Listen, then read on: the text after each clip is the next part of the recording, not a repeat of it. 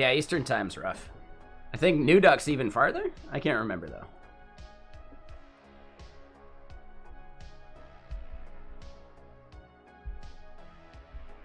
All right, so back to what we're doing here.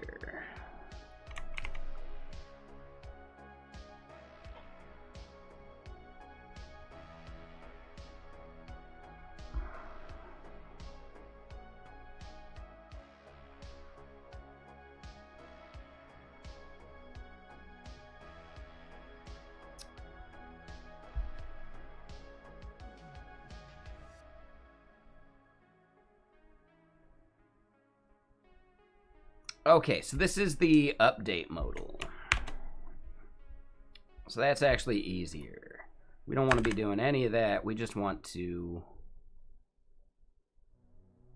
update based on the new title.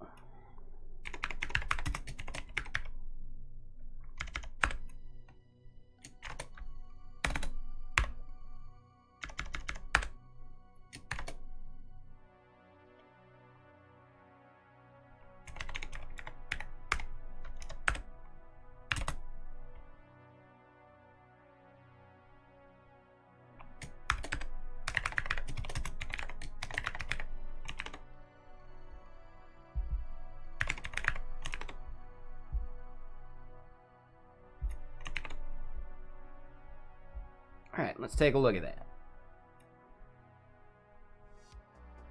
Yeah, exactly, New Duck. Yeah, that's what I thought.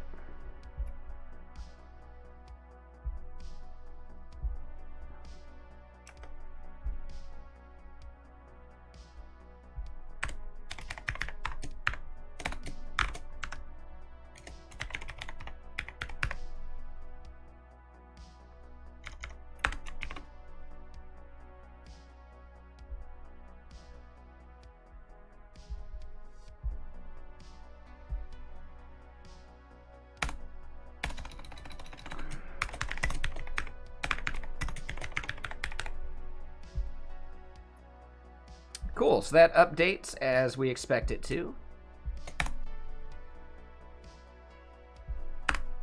Button label is going to be update. The rest of that should be fine.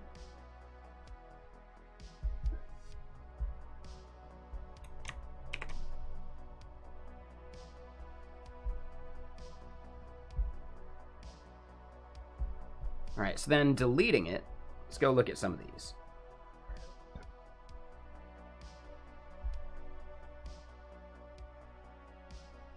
We need to update the name of our snippets so that we can actually tell which one's being dragged. Delete looks good there.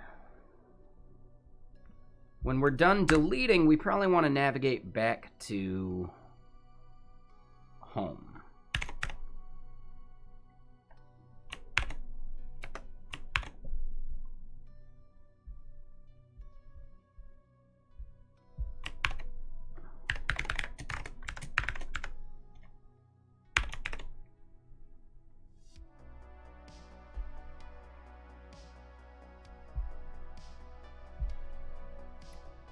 Hey, all right, perfect.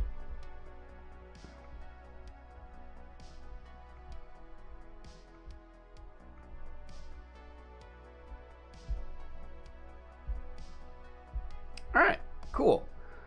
So as far as renaming, adding a snippet works, right? We get a third, nice. We should probably rename these snippets now, and that is not wired up. So let's get the snippet update actually done.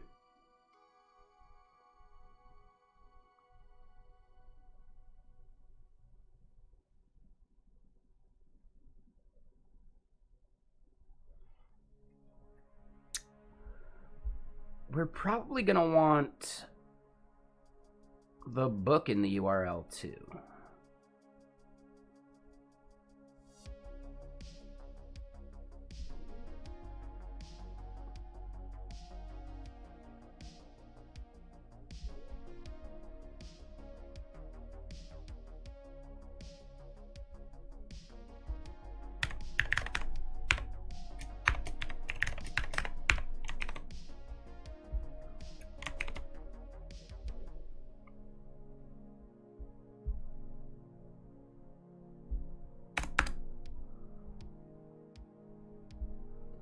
Okay, so we do that. Books, book ID, chapters, chapter ID. When we are navigating to a chapter,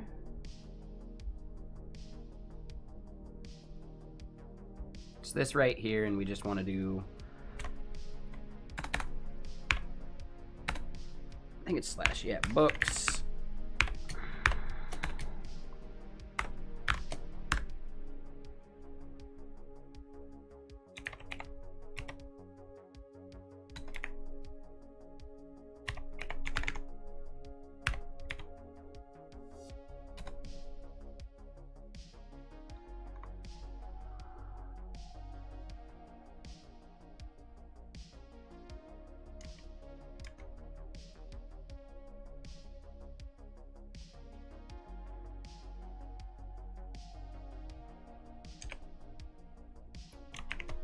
I think that's what we want.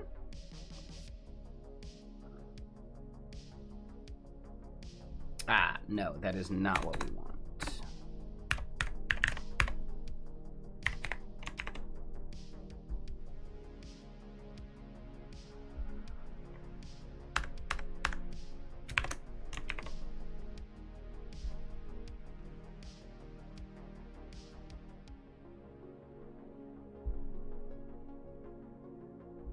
Hold on. So the node we're looking at here ends up being the chapter.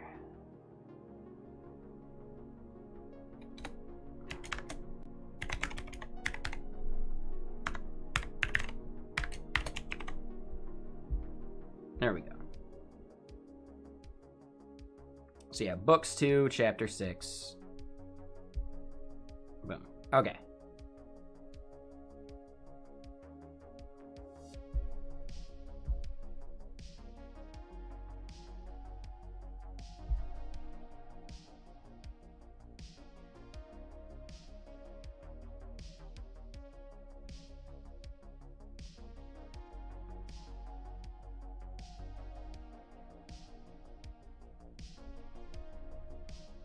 Wait, what?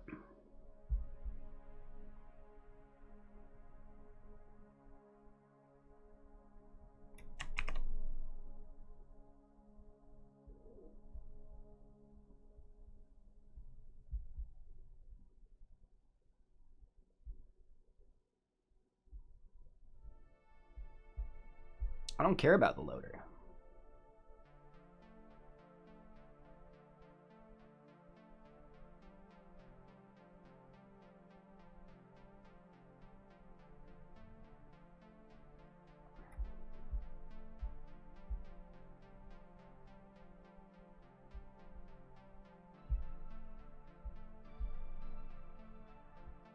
And that also shouldn't have suspended like that.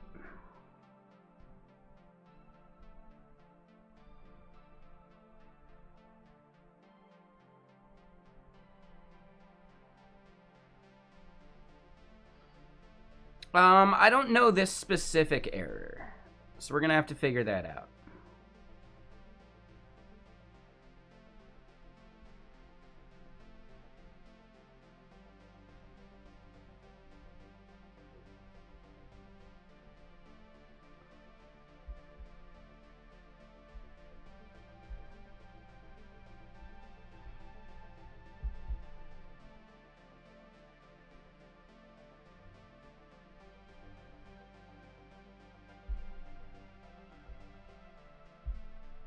Yeah, that should actually not be having that error. So I'm not 100% positive what the issue here is.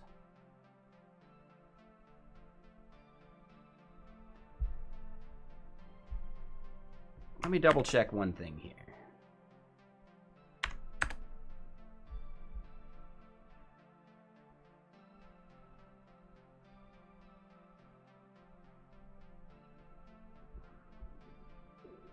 We see it reload like that just fine. Yeah, I think that was just a flaw in changing up our router, which might have been cached. I think that was it. Sometimes Vite has that issue, because now we don't have it. So, yep.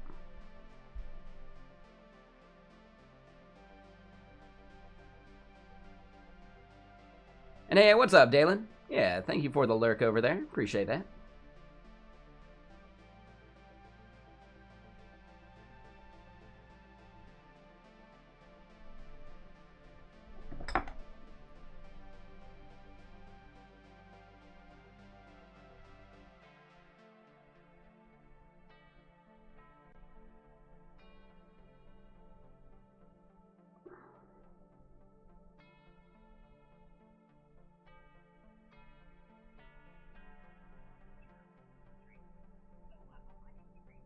Hold on. Let me listen to this real quick.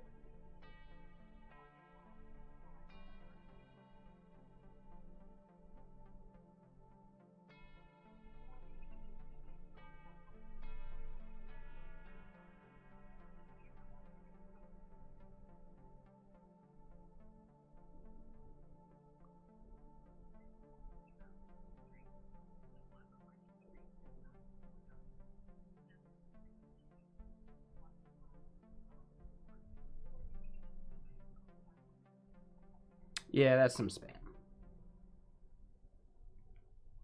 I think it was about some like life insurance or something.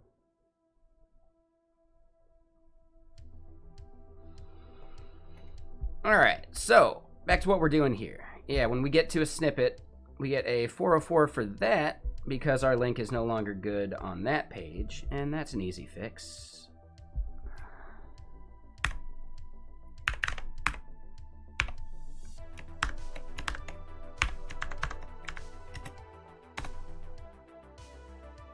You don't have to get it.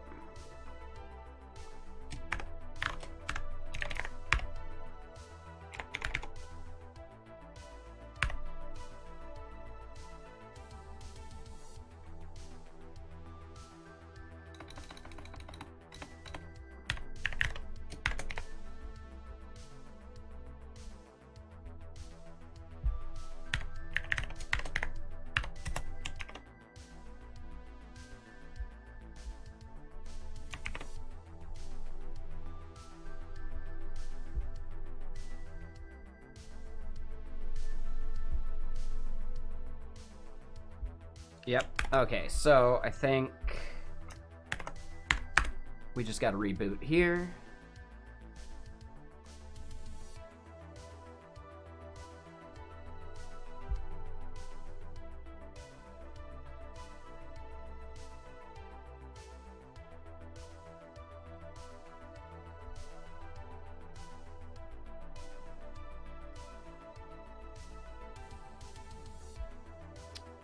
Interesting.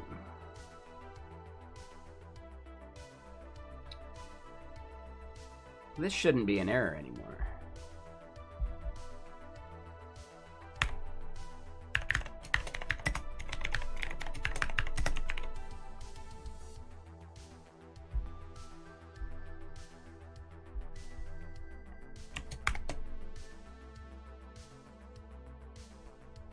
I think I just needed a hard refresh. Yep. Okay. So now that we got the form here in the snippet page,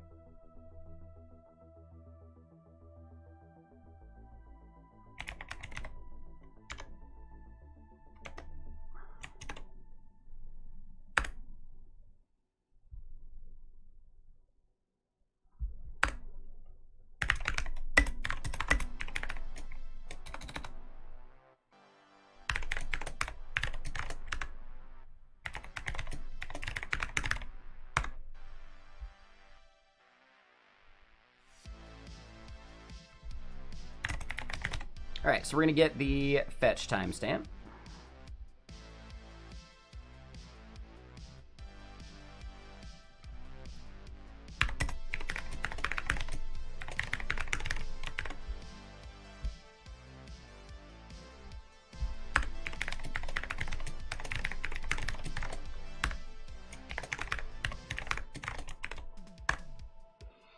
Okay.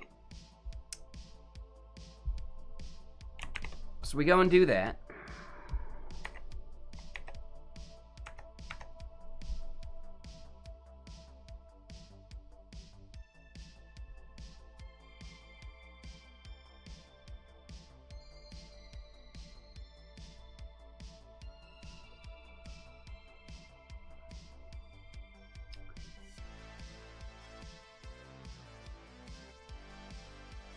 Interestingly, we don't see this field updating.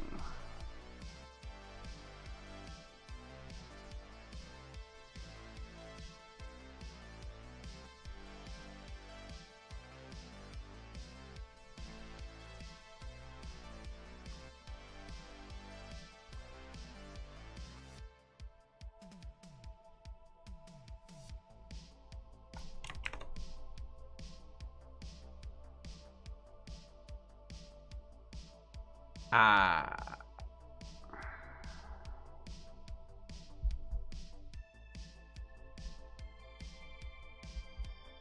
Hold up. Let me look at how we're doing this.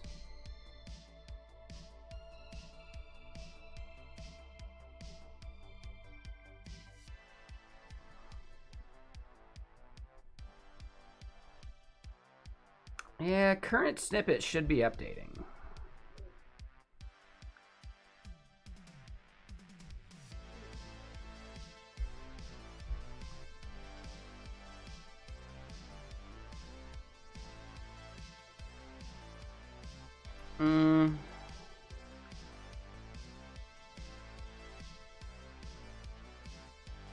So current snippet ID here actually, no, this part's fine. We don't want that effect to happen again.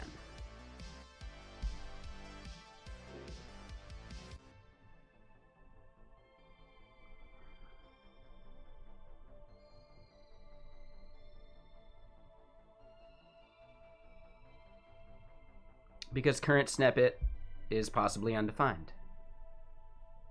Take it easy, Osiri.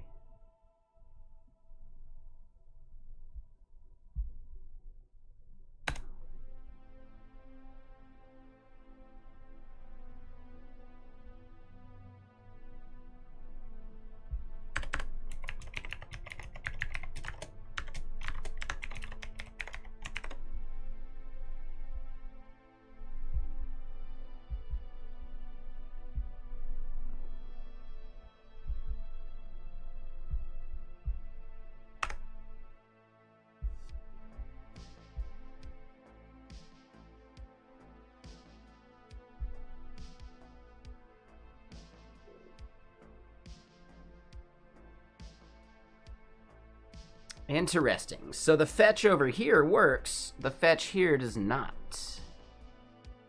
Let me double check my state.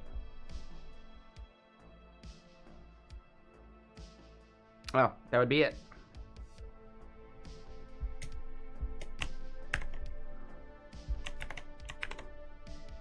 I wasn't listening to the fetch timestamp.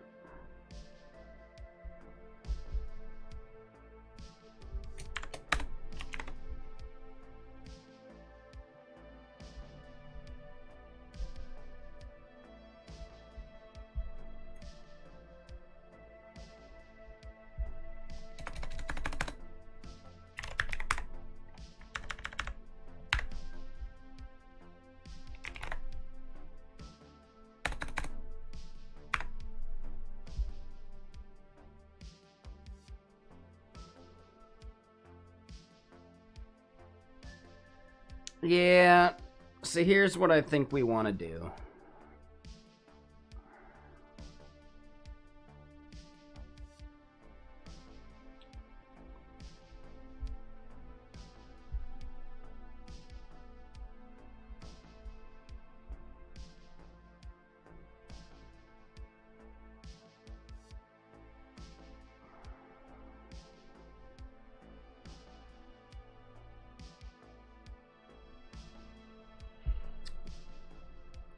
We might want to just do like a save button.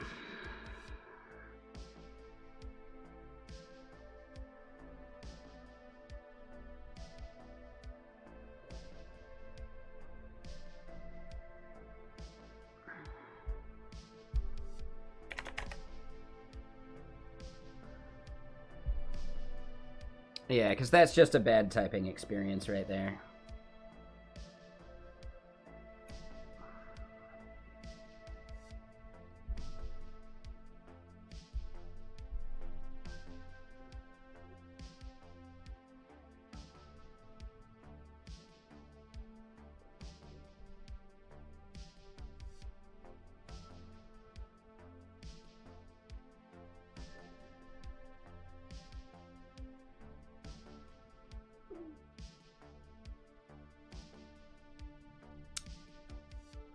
No matter what, we still want this. We're going to have to edit content too.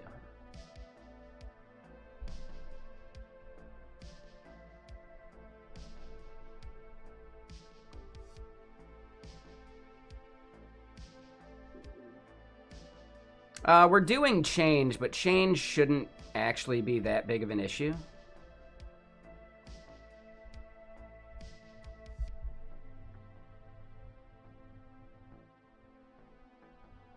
What we should end up doing is, instead of value, this would be default value.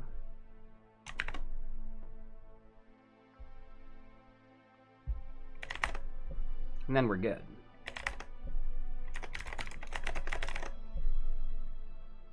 Yeah, then it's totally fine. So going from controlled to uncontrolled solves that for us. I think it's fine. Because the only time it's ever going to change is when we change it here.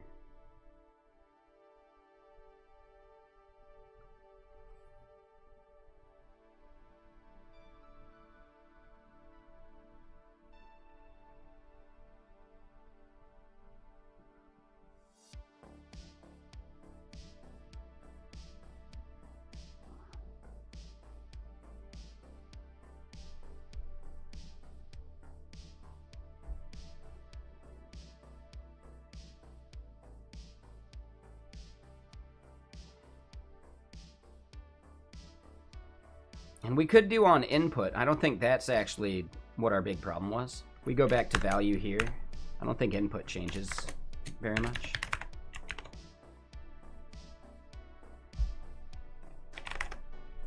Right, we lose characters.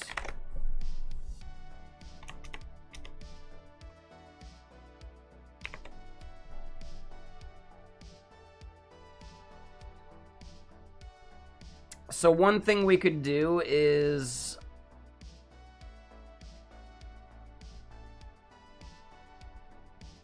update the thing, do the fetch timestamp, but really what we're rendering in here would be a shadowed value of it. And that could work too.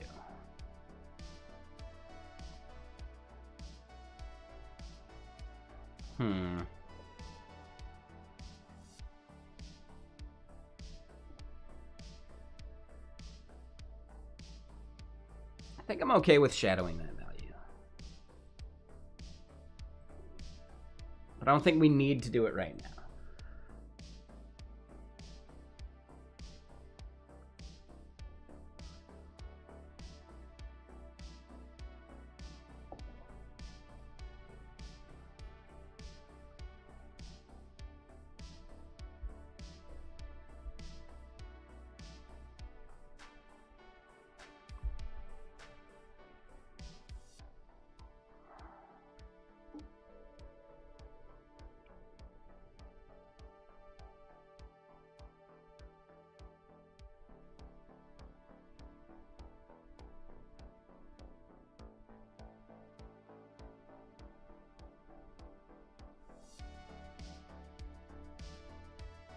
Okay, so here's what we'll do. We definitely do want to shadow the content value, because content will eventually be derived either from typing or clicking a record button. And the record button would take the audio and turn that into text for us. What's up, Mohai?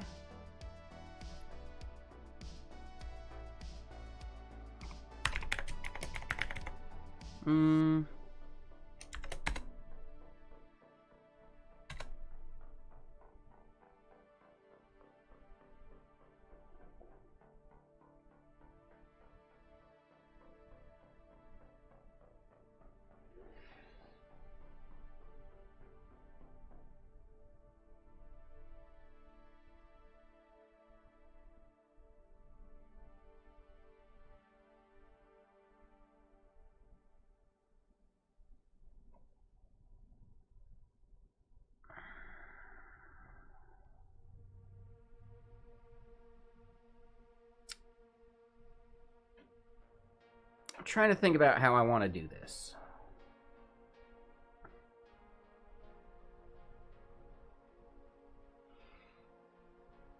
I guess here's the big thing. The audio is going to come back as a single event, so doing the update isn't going to be a problem.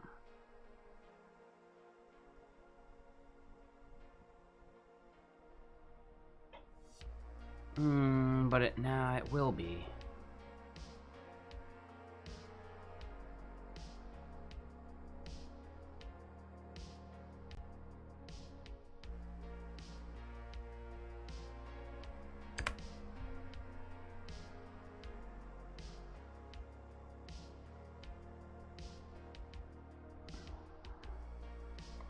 What we'd want to do is actually debounce things.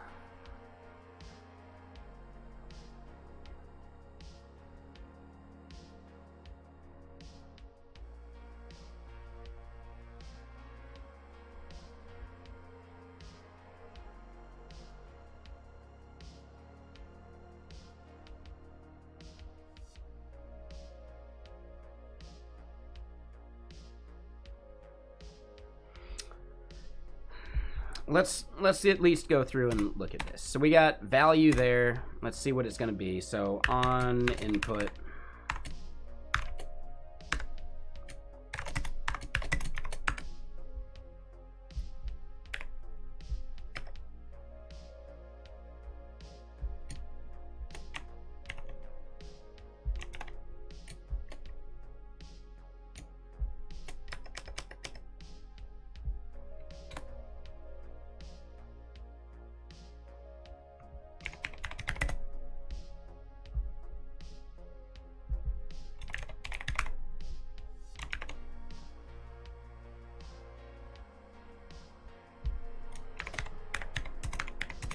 Right.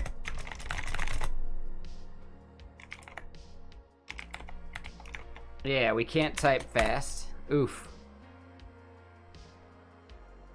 What assignment?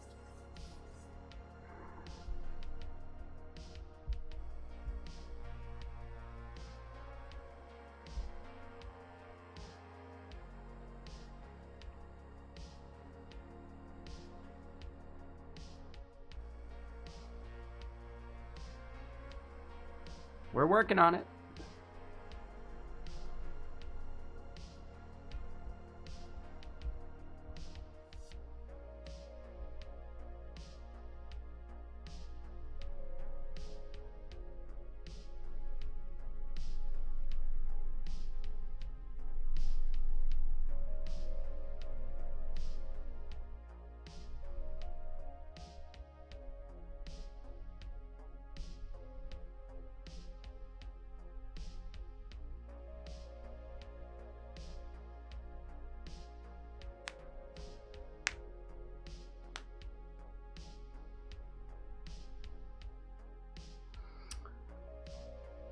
Yeah, an easier way of doing this might even be shadowing the content and doing updates just on like a recurring basis.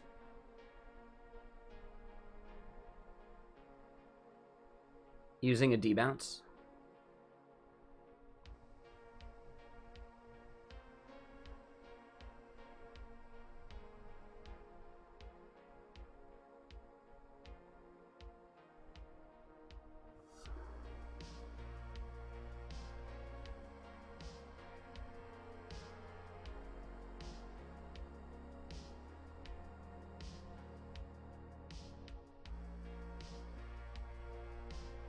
Yeah, so what I want to do then is bring in a datetime library. Let's say day.js. We're going to want to do relative time.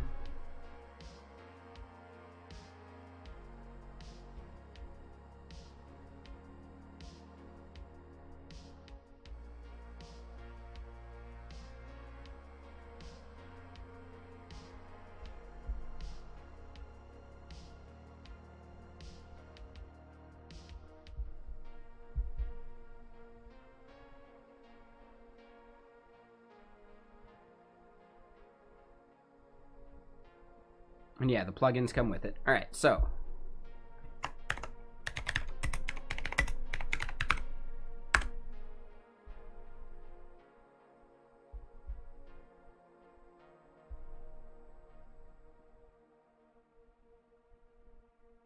most of these are by myself.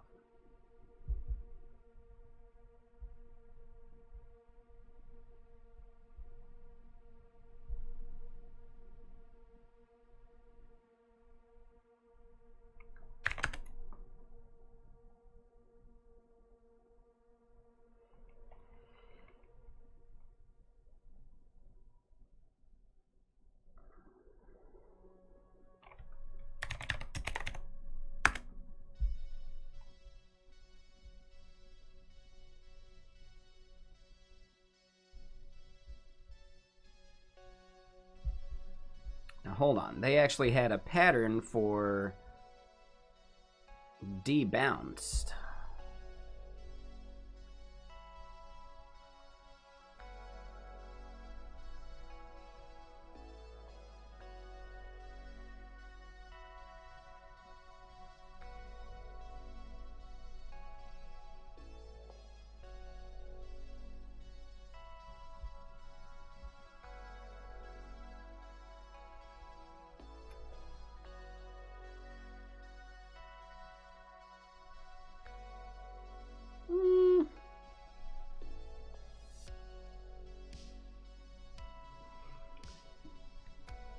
Yeah, we just want to do our own debouncing in a different way.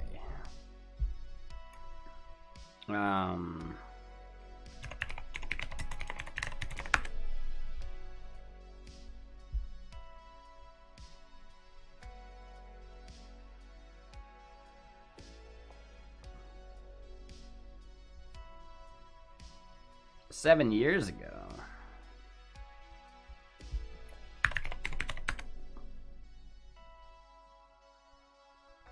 Damn, Lodash doesn't get updated that often, huh?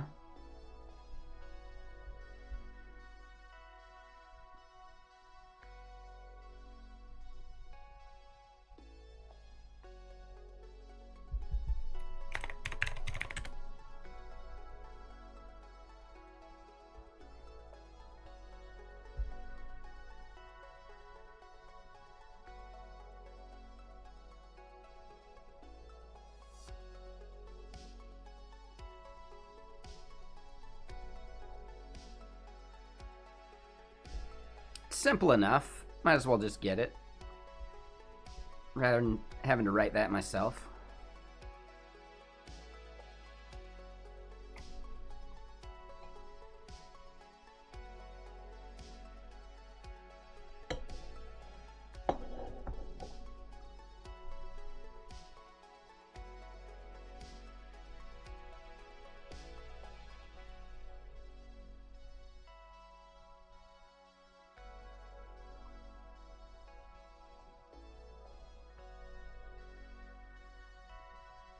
There's also PD bounce as well.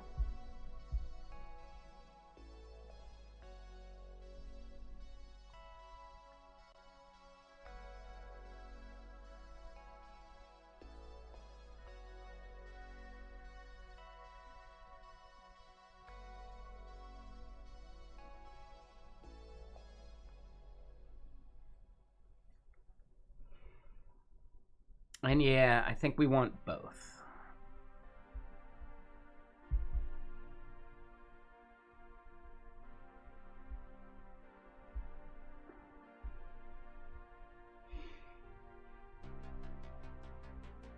Yep. All right, so let's add them.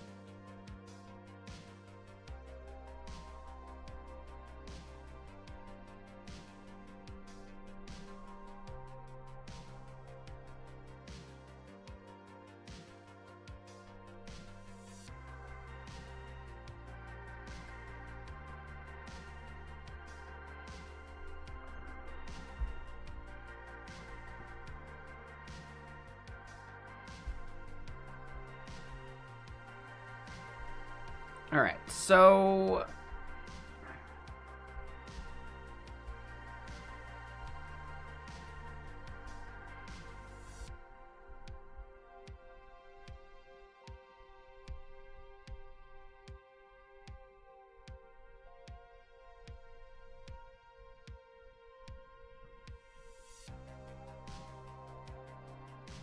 just gives us the P debounce function.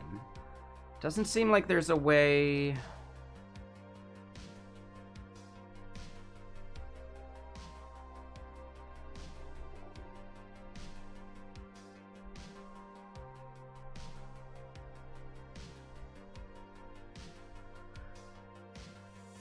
Yeah, why don't we see a flush function on this one?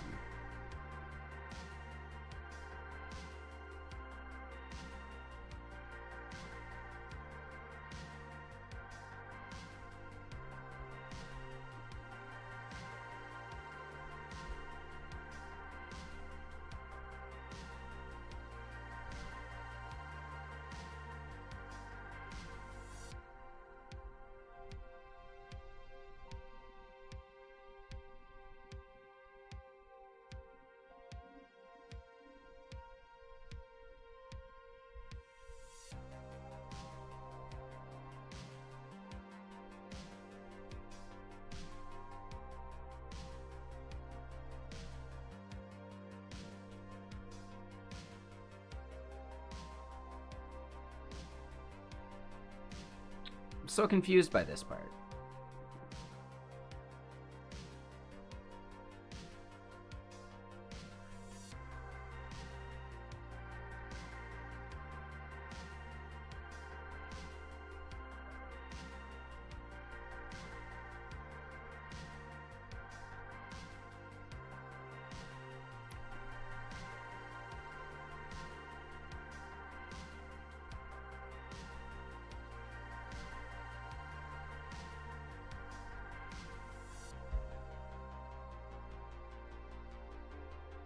What's the difference between this one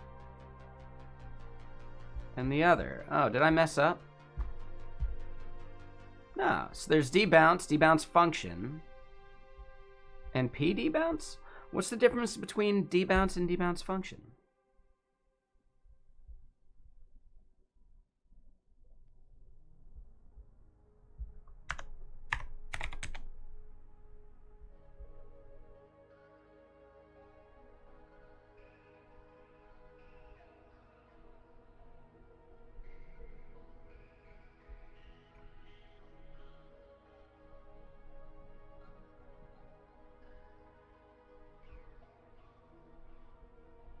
What?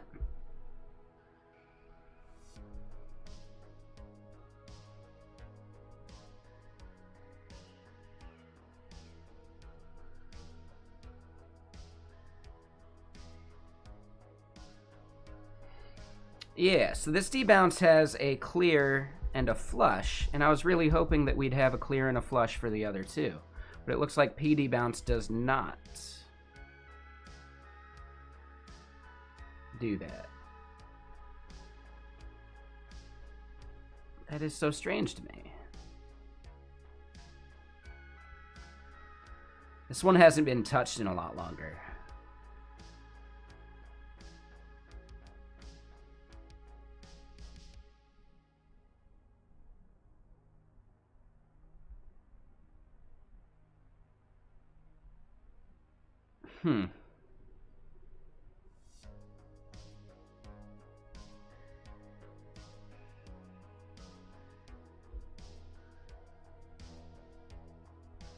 So yeah, this is definitely more useful. But not quite what we were looking for, because we have a promise that we want to do this with.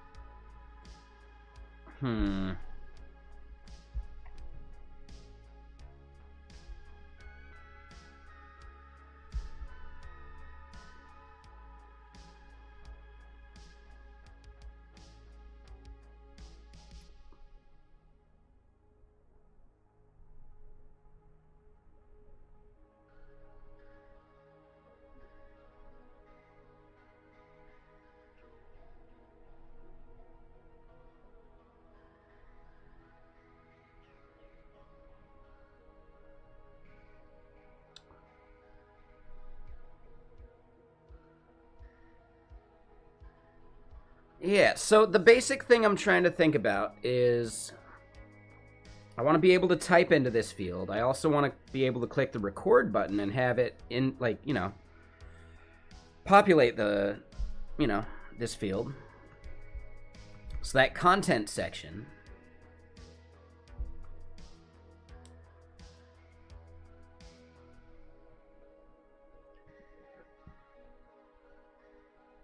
even after we've done a recording,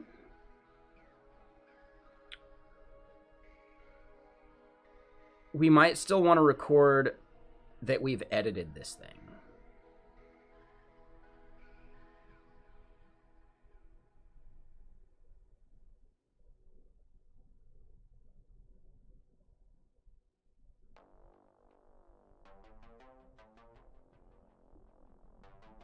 Yeah, there's going to be a bunch of status we care about for the snippets. Right? Like, as an example, if we record a snippet audio-wise, it may take time for that to generate into text content. So we'd want to have the status of when the last recording was started, when the last recording was updated, and when the last time we updated the text.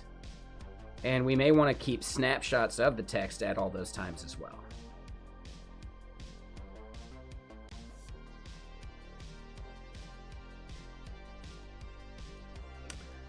Yeah, and I like the idea around that because I want to be able to know if I just generated the snippet and haven't touched it yet, or if I've edited it, or if I'm waiting on it to come back from the audio engine.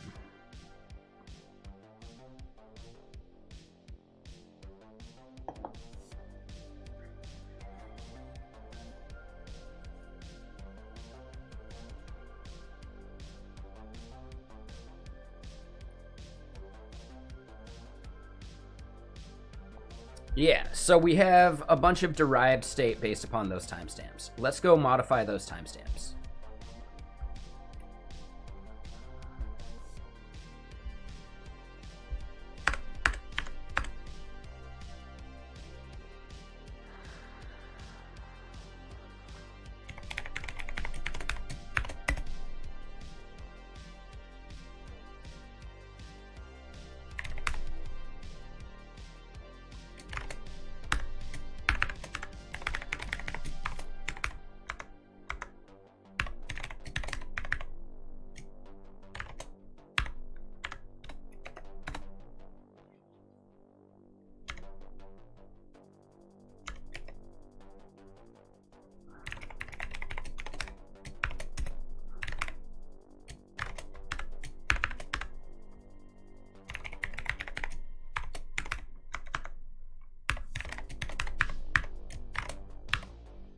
So a created at, a modified at,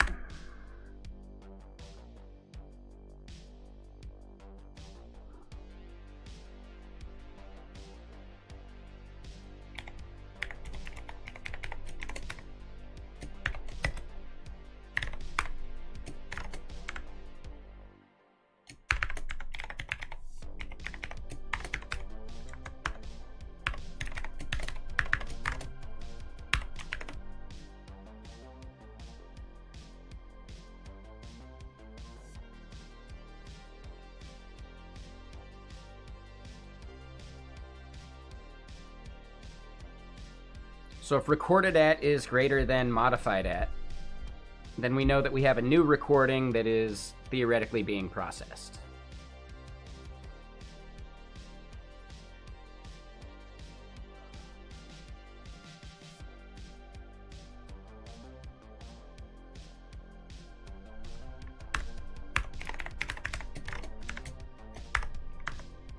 Default for recorded at is 0.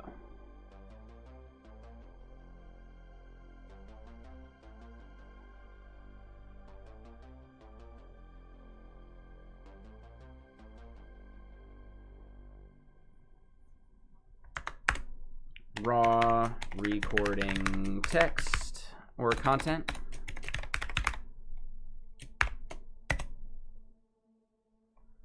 And that's basically the same as content.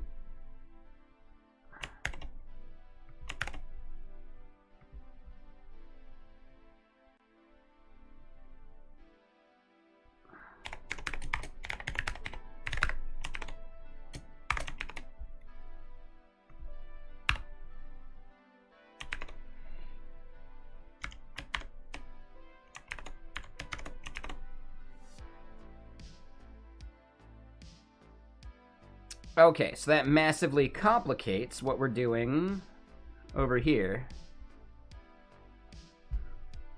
Let's go at least grab these things.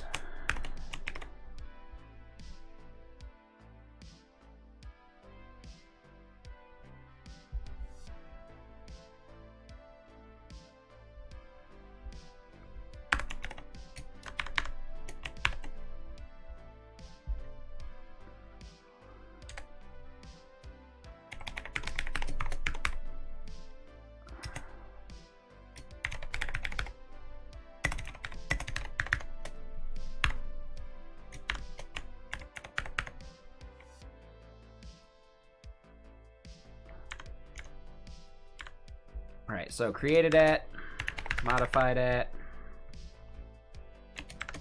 recorded at, and raw recording content.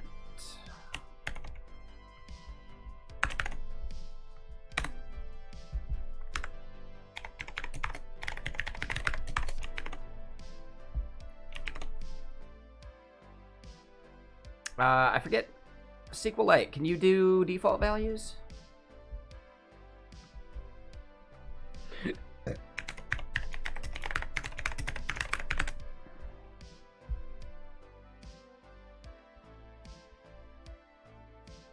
It is just default. Cool.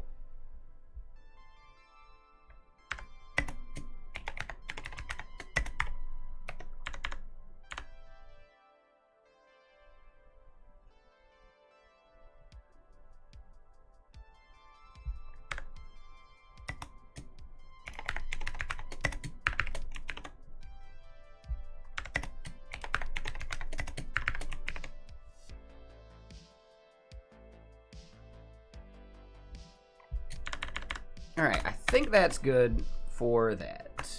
Does mean that we want to reset the DB.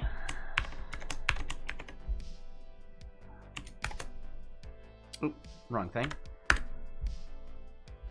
right, so when we spin this up, we're gonna empty out the database, which means all of our books and other stuff disappear.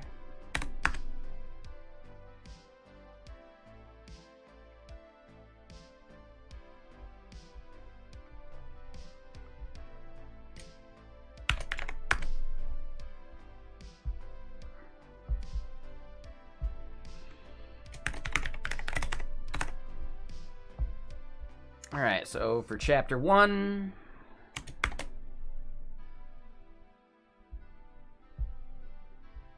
oh, air brakes. Yeah. Let's refresh real quick.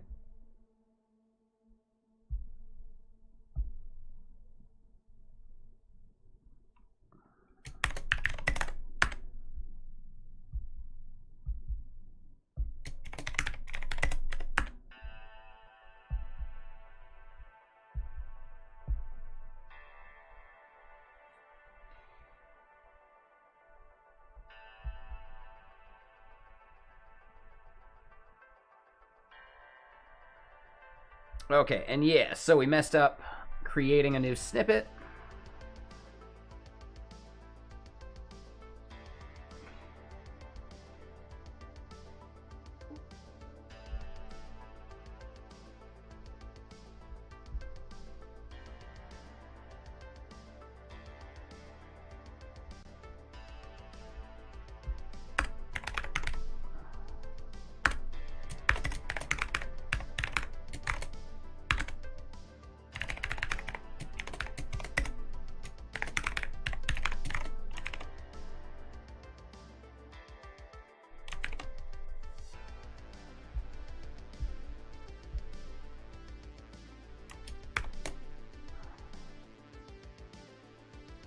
Aha! We messed that one up.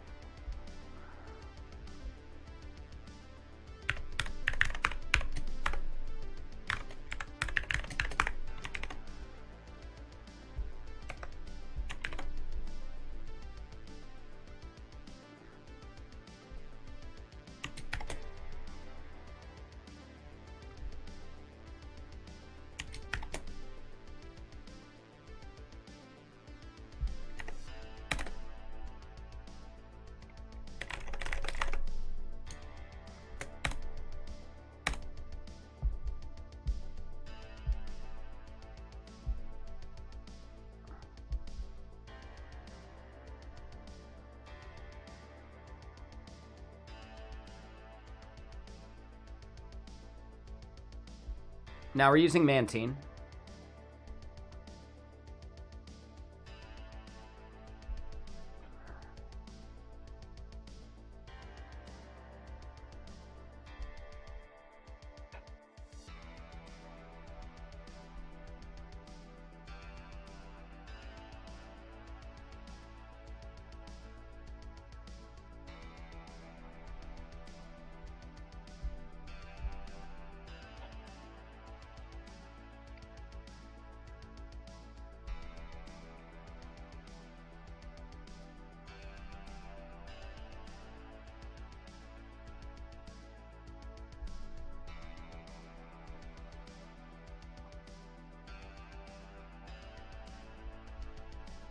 So wait, what? It's directly within React Arborist. So it's this tree over here. We can reorder those, which is nice.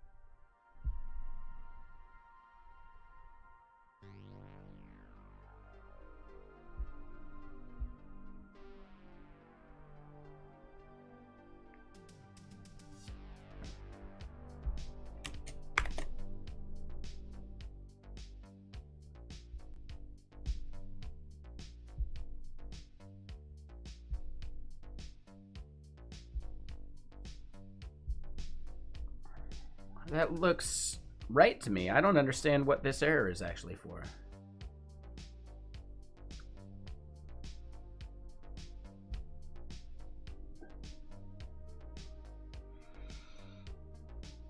I think I might know. This is expecting there to be children.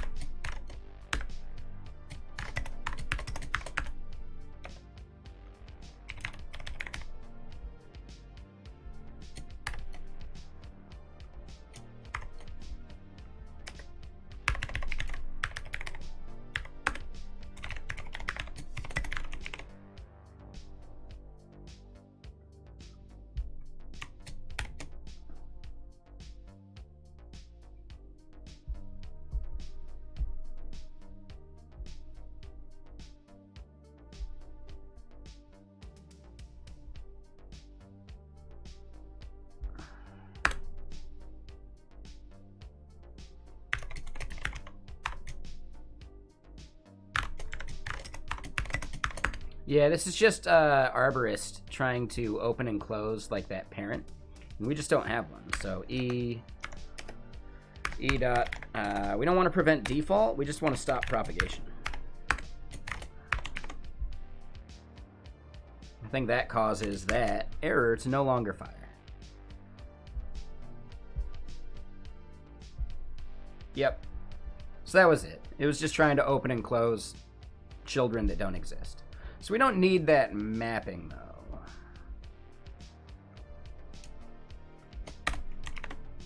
That part's fine.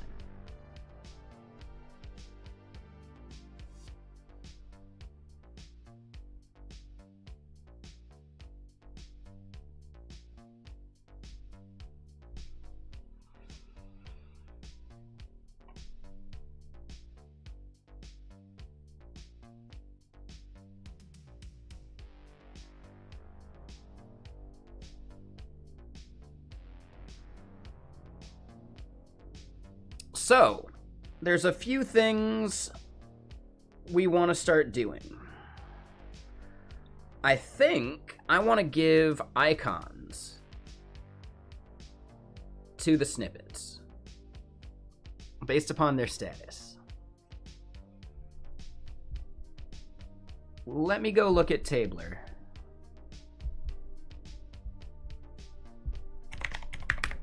Right, what kind of circles we got? So a circle dashed, circle dotted, a circle check, I think a circle filled, and an empty circle like this. Bare minimum, those could work. Circle solid like this would be one that hasn't had anything done to it. We'll make it a light gray. Circle with a dash would mean it's processing. Circle filled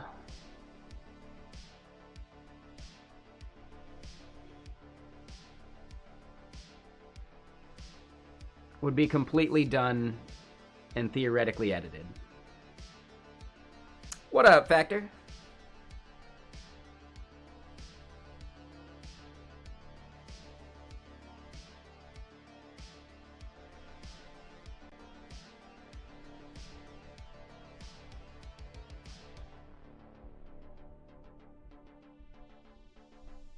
Man, there's a lot more circle things than I was expecting.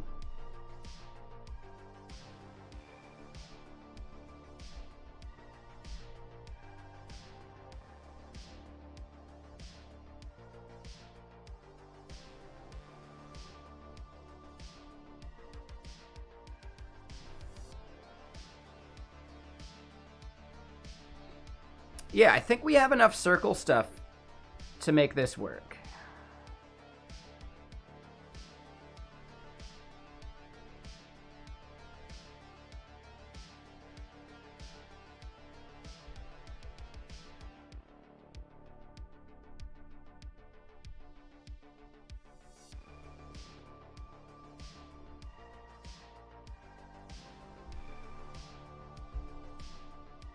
Yeah.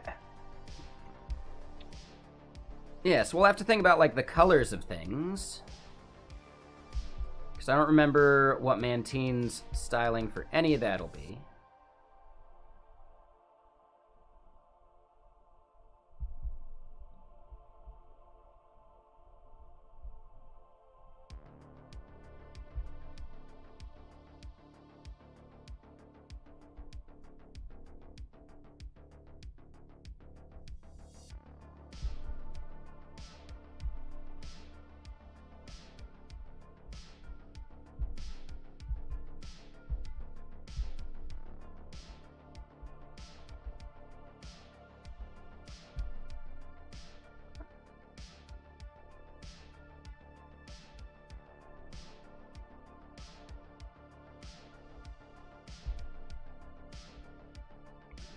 Alright, so here's the default colors we're looking for, too.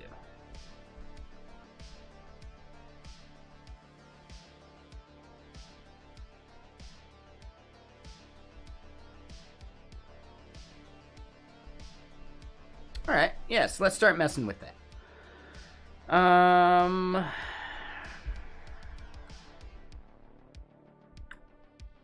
So it's going to be in here on the chapter, in our list of snippets. And we want to do the icon in a specific way.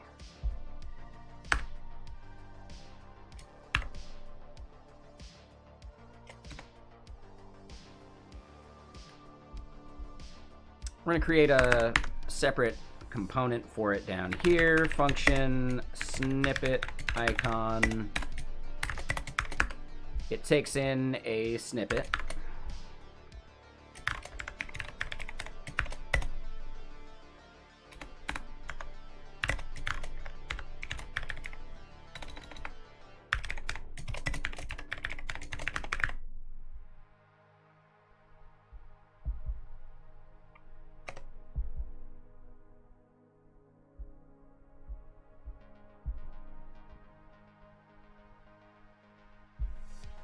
so it doesn't want to try and import that. That's fun.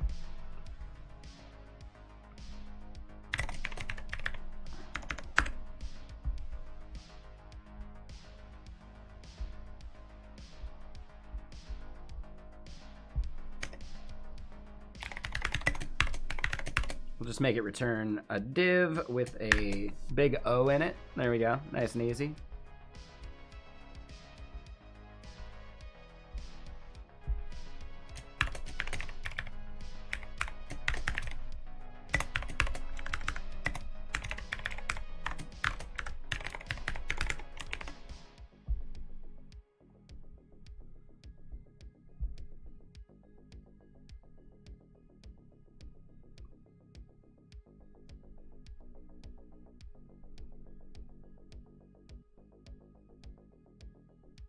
Oh, and I wanted to do that. There we go.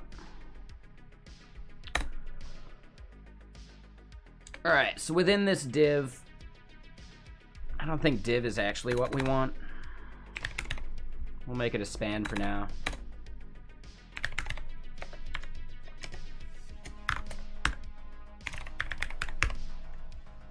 All right, so snippet dot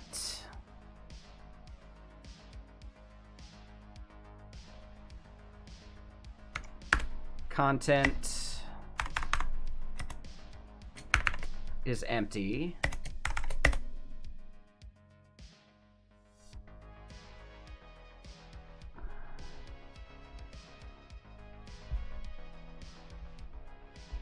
Let's go back to the first page real quick.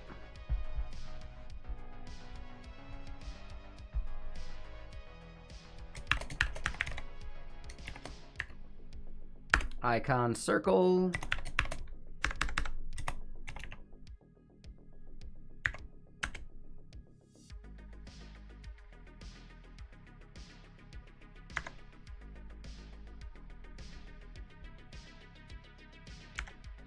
I don't think we can do this. We'll just say pink for now. Or pink like 6, I guess.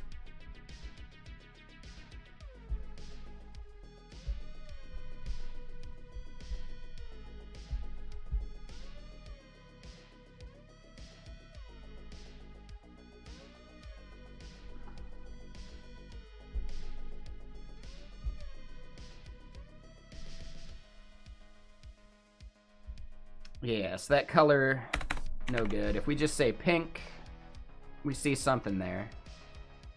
Okay.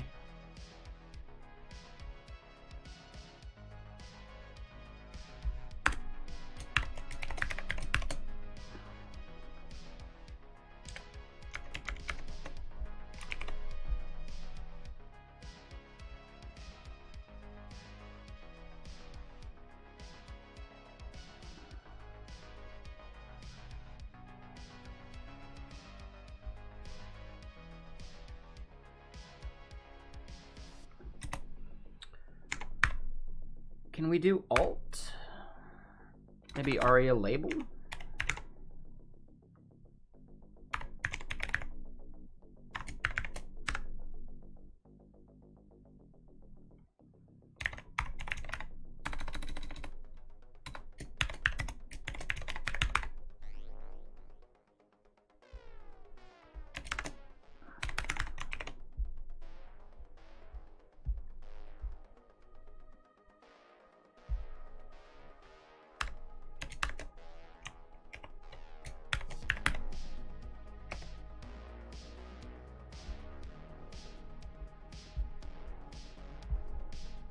Now hold on, icon box. What is that?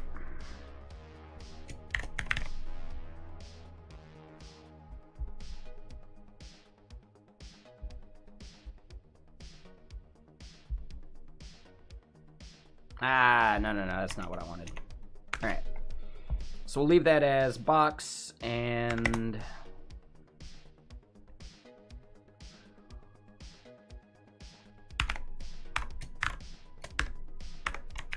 do some MR on it. There we go.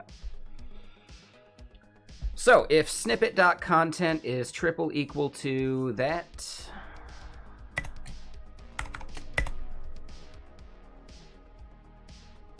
and snippet dot recorded at is triple equal to 0.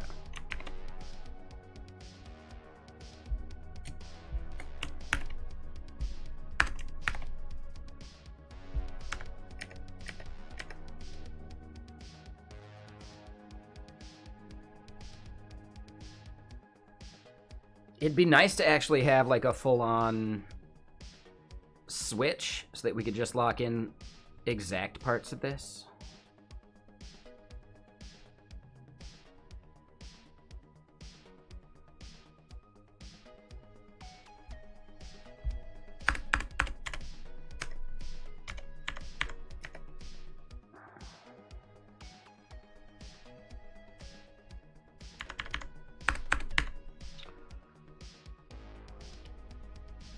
Yeah, we're going to have an enum for this.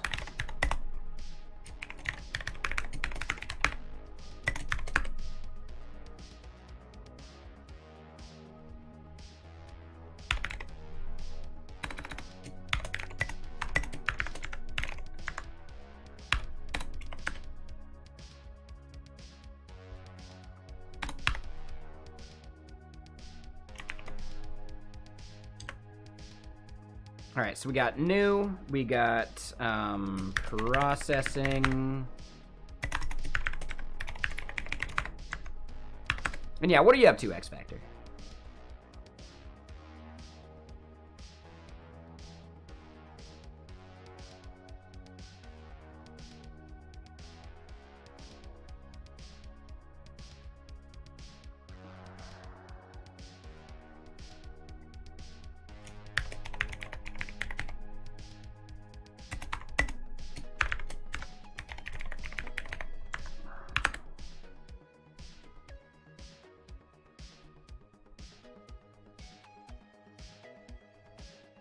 So yeah, new, processing, processed.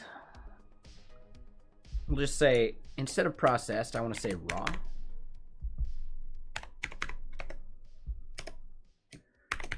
Edited.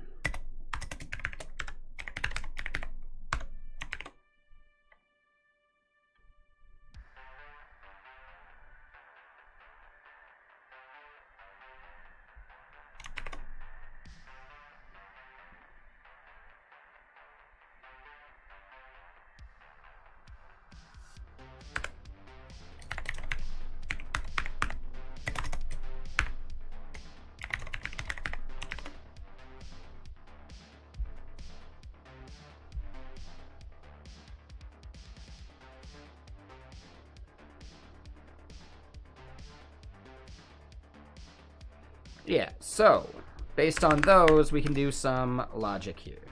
So let status equal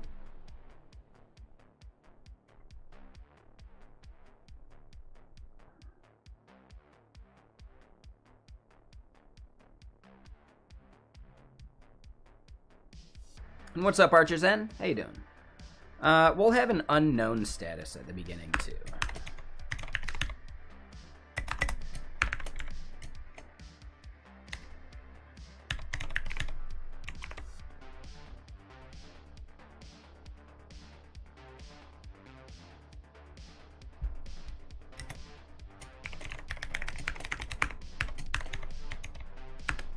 So we start out as snippet status unknown. If that and that.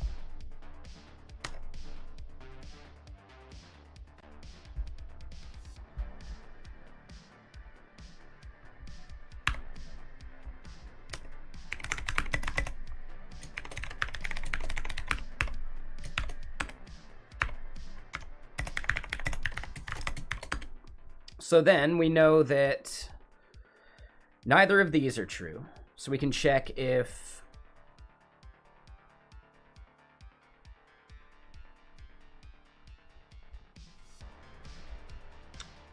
recorded at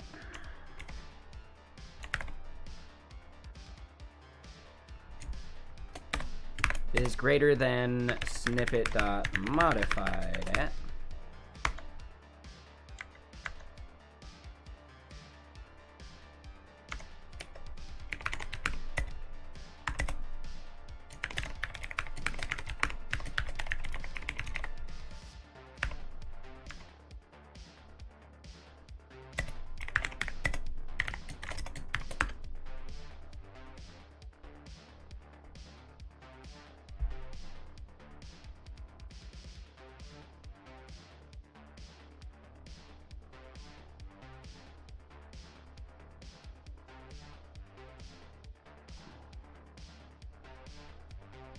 Ooh, we end up wanting to have like a process stat date too.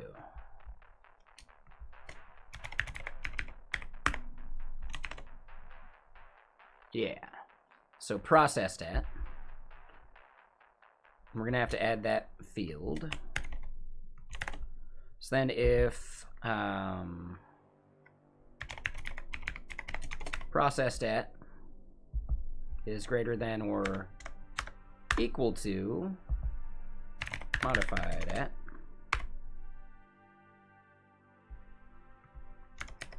then we are in a raw state.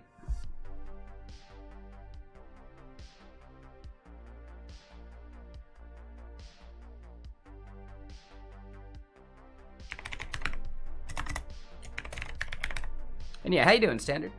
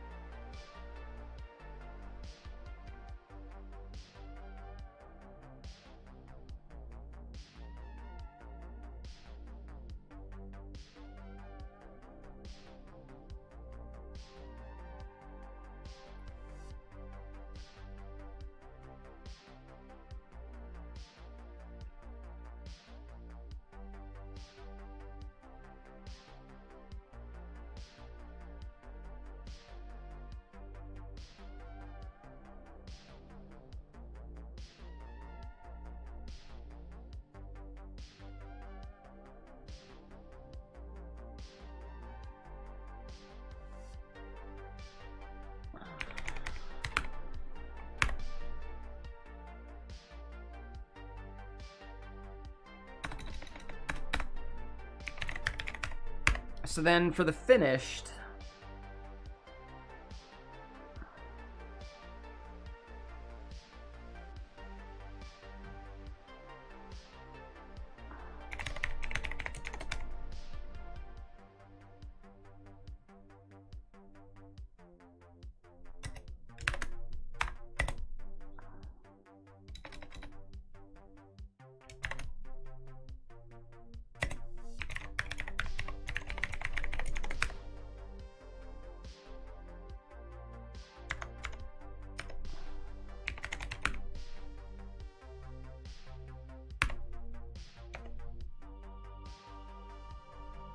right, so then this would be status is equal to snippet status.edited.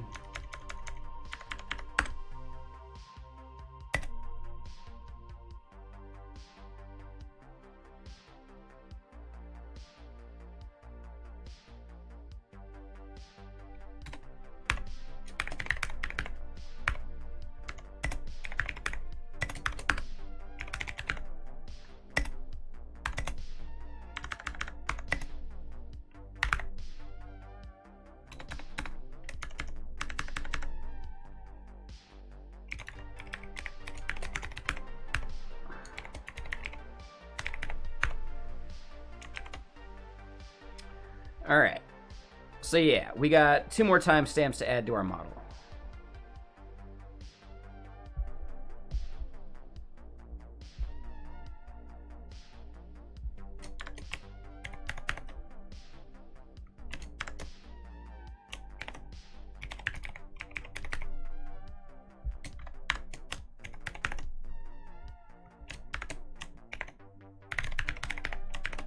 What's up, Graham? How you doing?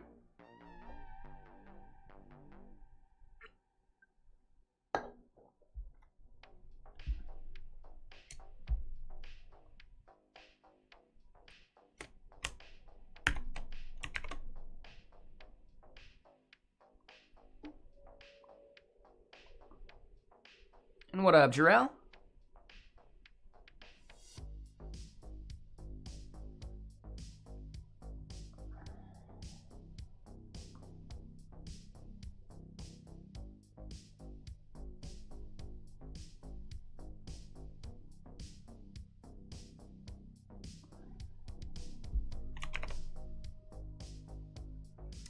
Yeah, we're like thinking about the kind of like the edit flow.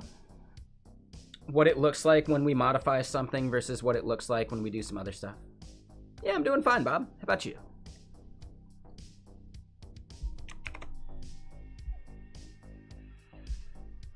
I actually woke up naturally at 8 o'clock today and then went right back to sleep.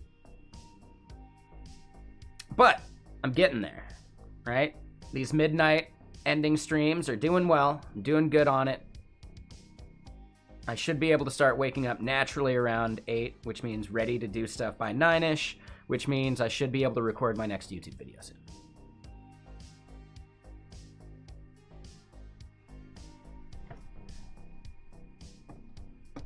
There's only so many streams. Did Theo end already?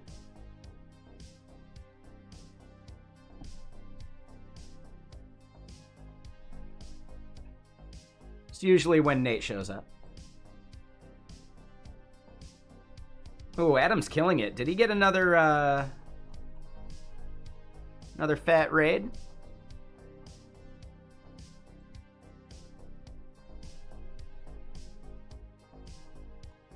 Was it a Kit Boga raid?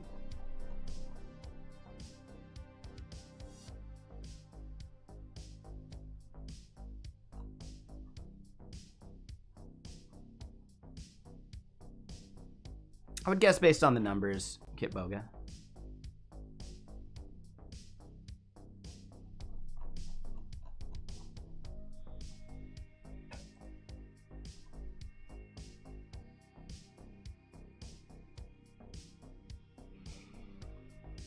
Oh, I mean, he hasn't even streamed for like a month. Not literally, but yeah, the past 2 weeks, I don't remember him streaming. At least the past 2 weeks. Maybe 3 weeks ago, maybe 4 weeks ago. But yeah, not last week, and I don't think the week before.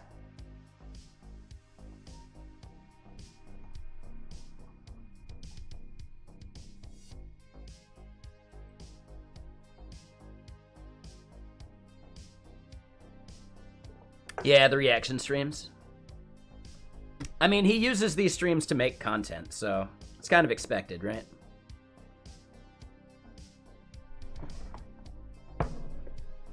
Have you watched my latest video? How'd you feel about it? I'm curious. I asked Tech Savvy Travie to check it out, and I haven't heard from him since, so I think he hated it.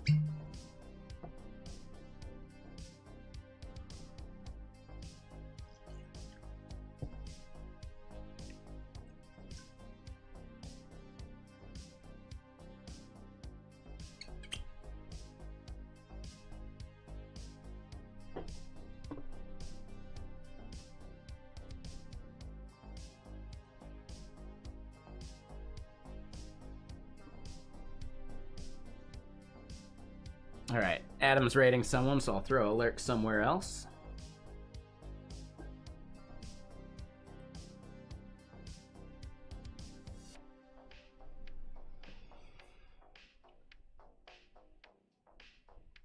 The standing far away talking head?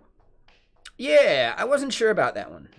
I feel like I was a little too far away this time, so I'll probably be just a little bit closer on the next one.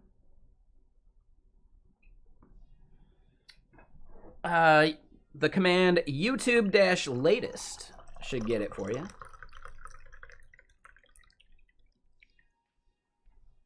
I mean, I released it like the Friday before Christmas, so easy enough to miss it.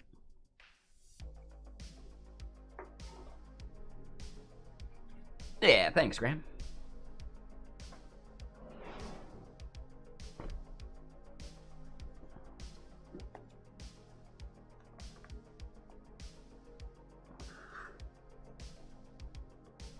Yeah, exactly. Not many people were, and I still got some good watch hours off of it, which is pretty solid.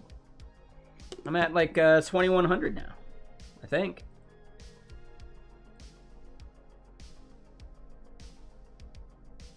$21.14.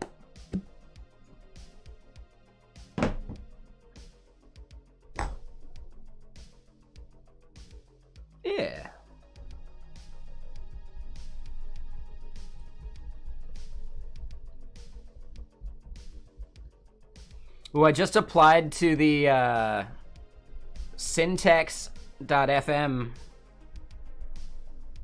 as like a video creator. Oh, and I'm on the wrong scene. There's far more qualified people, for sure. But I figured, why not?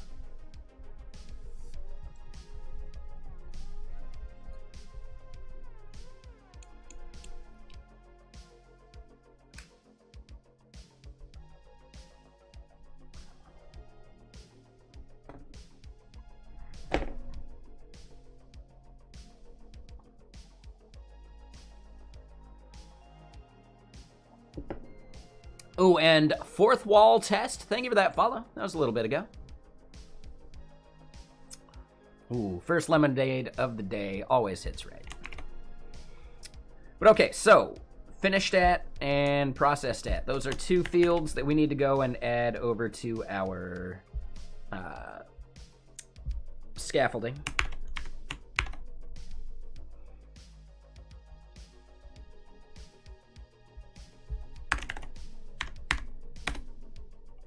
Oop.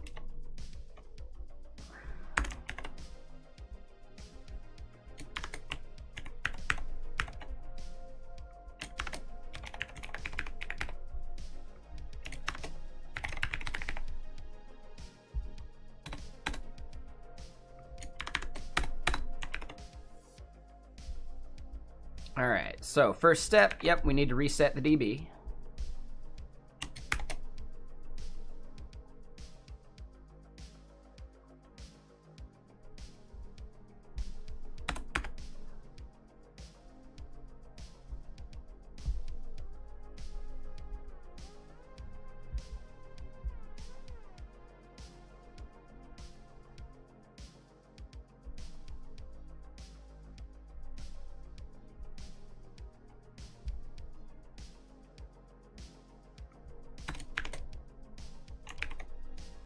Oh, and yeah, they hate this. So,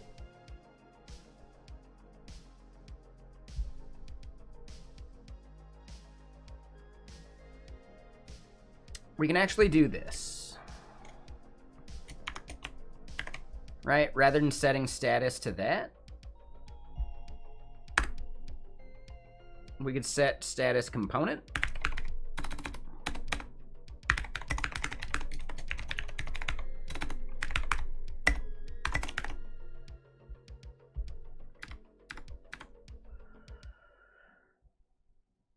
Sure, we'll leave that one for now.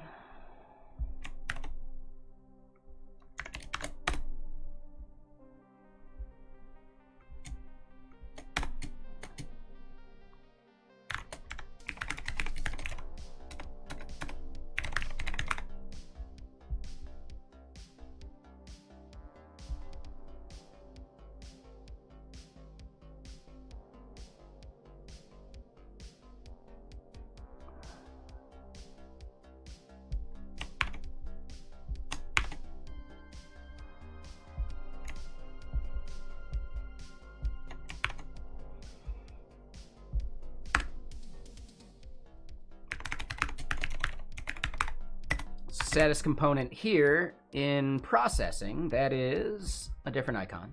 Let's finish those out. So I'm going to say circle dashed.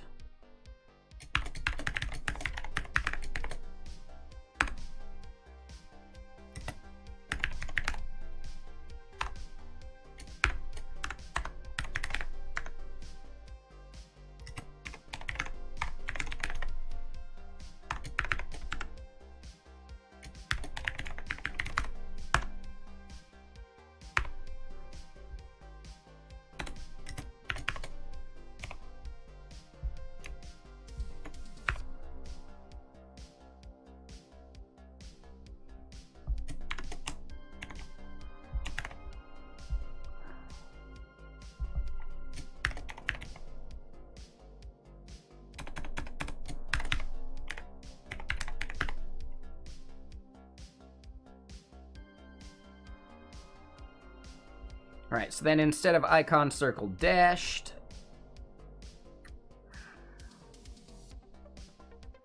let's just say circle half 2. Or maybe circle filled, but with like a lighter color?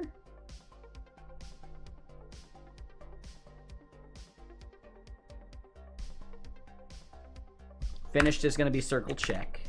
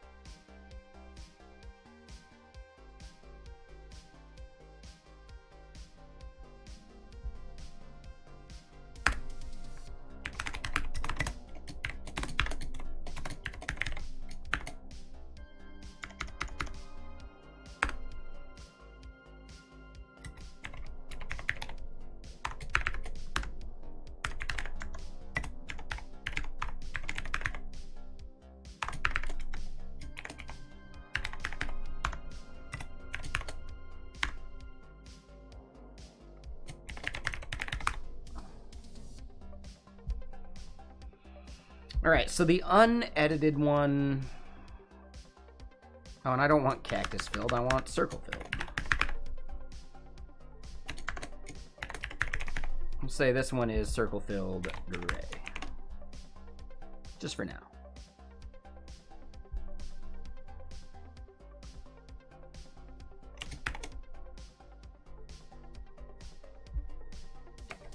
I know, right?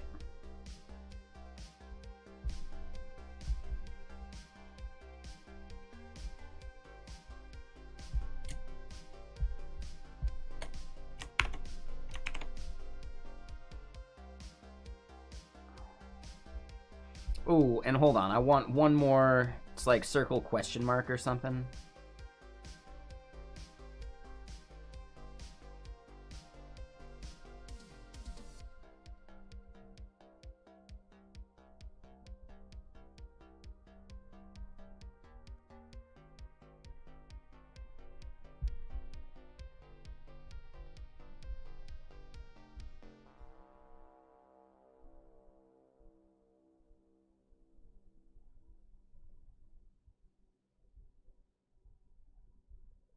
Help circle, just not filled?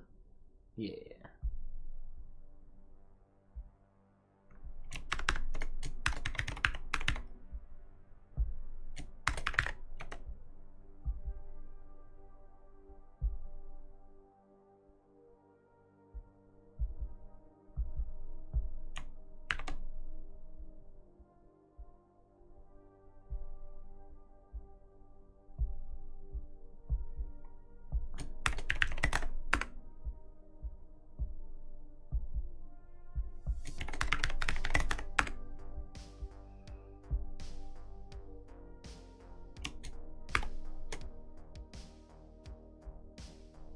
Oh, and yep, we're clearing it out still.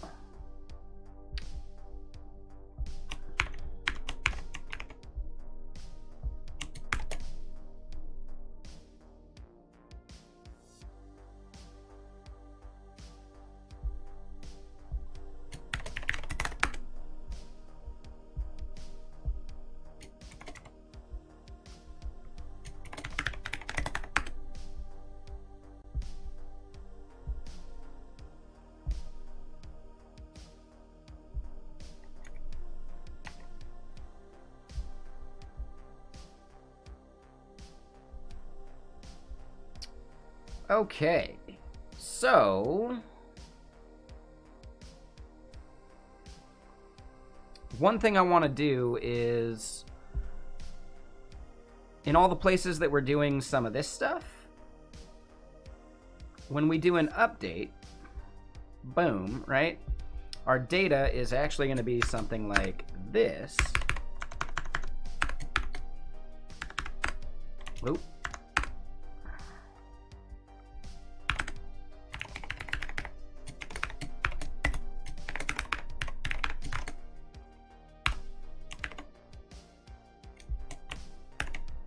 And I want to do the same thing for create as well.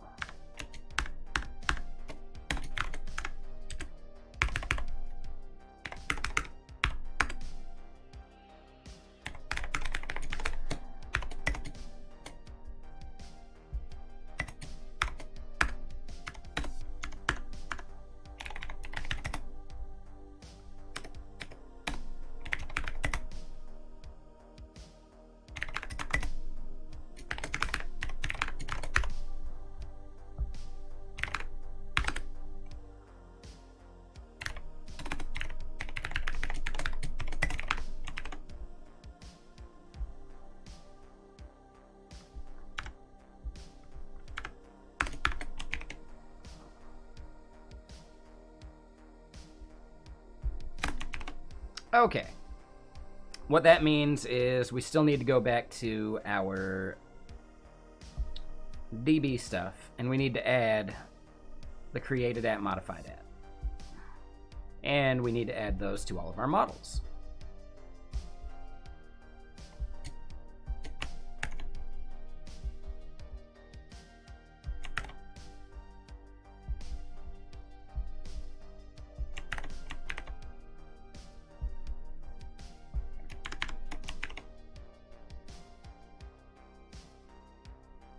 And then we need to update our initial scaffolding.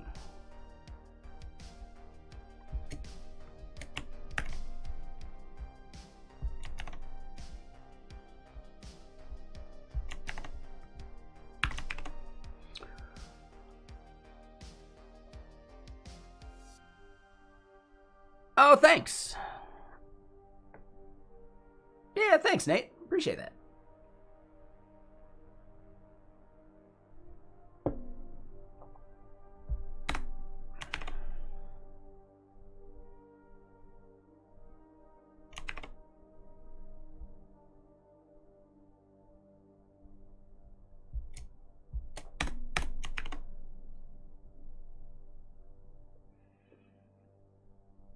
Oh, thank you. Yeah, it went pretty good. It's definitely the biggest video I've done so far. I need to keep making more. Yeah, the next one will be about ASTs, very similar to the one, to the talk I gave at React Summit, but I'll add in a bunch of notes about tools I've made using ASTs. So I'll get to hype up HTML biscuits and some of that. And then later, I could do a deeper video about the tools I make. Yeah, so I think it'll be fun.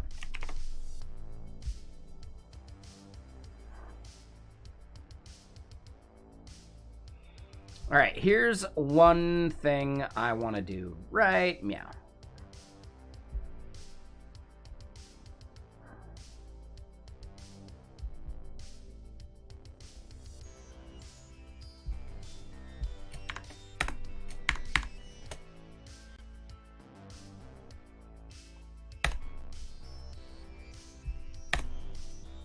Gonna nap while the kids are napping? Nice.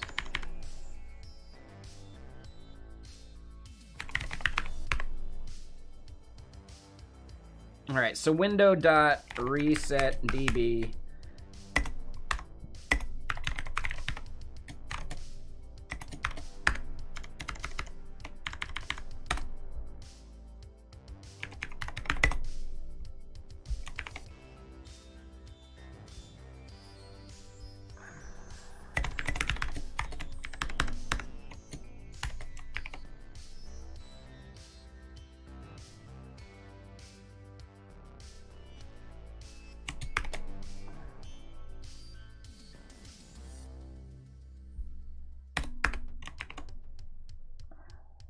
Oop.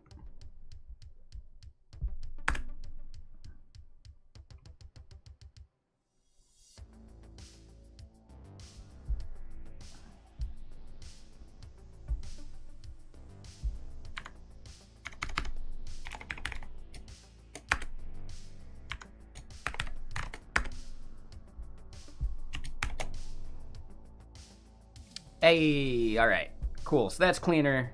We can just call reset DB from command line instead of having to do that juggle. That juggle was annoying.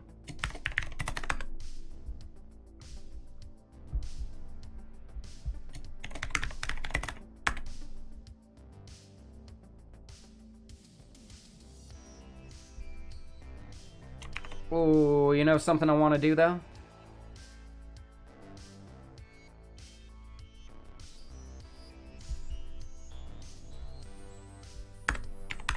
Can we autofocus it?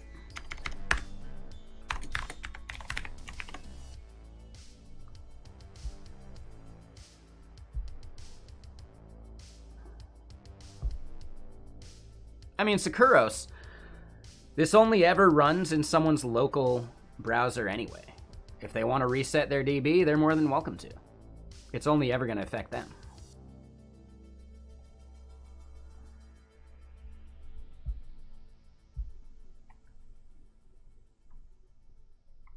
No, no, you pwned yourself. You could do the same thing by just clearing local storage in apps. Oh no, you pwned yourself. Okay.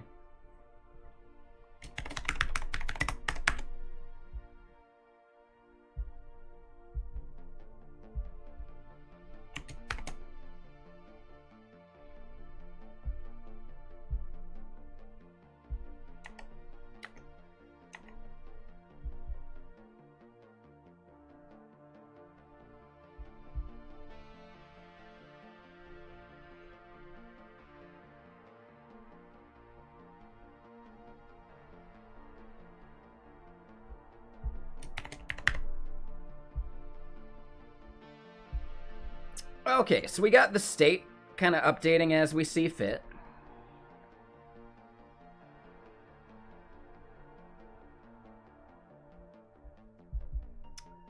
We do have a couple things I want to fix real quick.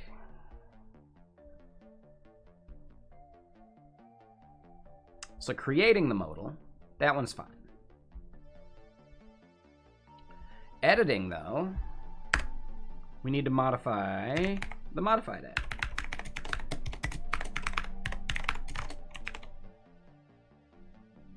Oh, and actually, no. Yeah, because we're calling update. It calls that for us. Yep, never mind. We did that already. We're good. I forgot about that part. So yeah, for all the other modifications we're doing, that should be fine. Sweet.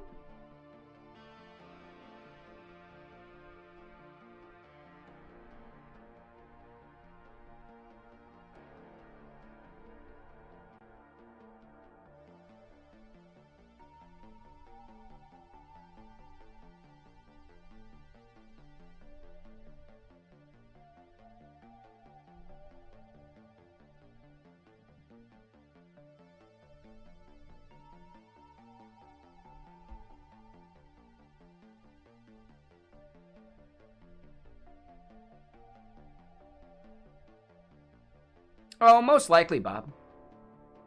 What type of books are they talking about, though?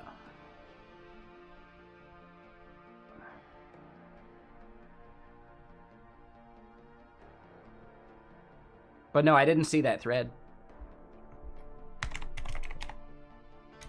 Hackler News?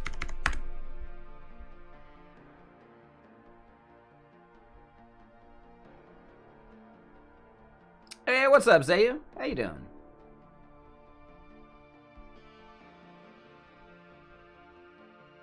Damn! Airplane was acquired by Airtable and is now shutting down. Gnarly.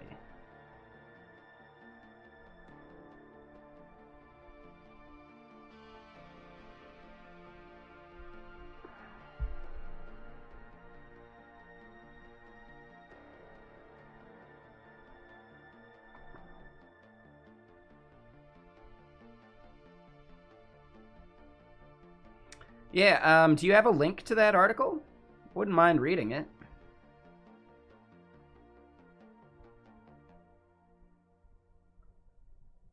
No, we saw it. We saw it. Yeah. Yeah, Zayu Dev is rating with a party of 22. No, I was just slacking.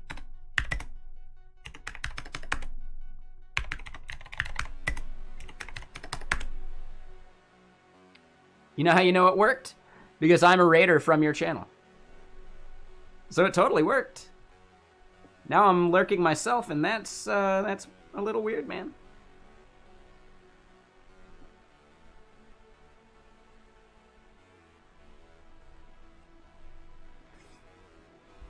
But yeah, what were you up to? How you doing there, Zayu?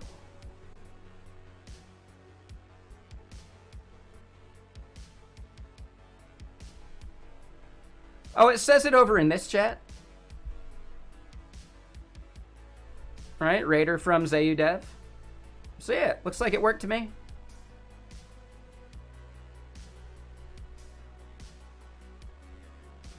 You were working on Typer 99? Interesting. Yeah, that's another, like, somewhat common project that streamers do. So yeah. How is yours working? Is it just a way of experimenting with some Svelte?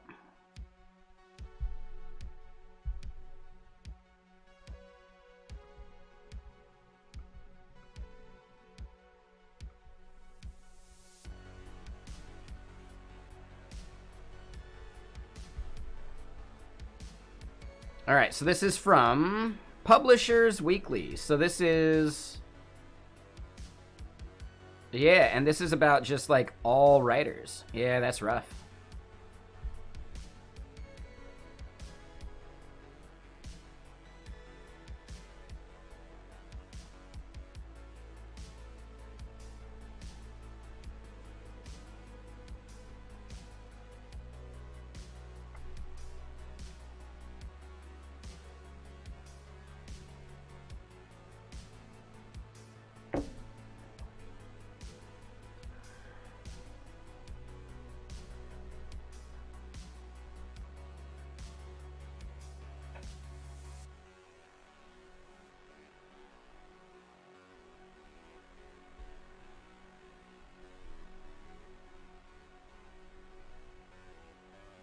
Yeah, I bet if you refreshed, you'd be good, Zay. So Type Racer plus Tetris 99. Oh, interesting.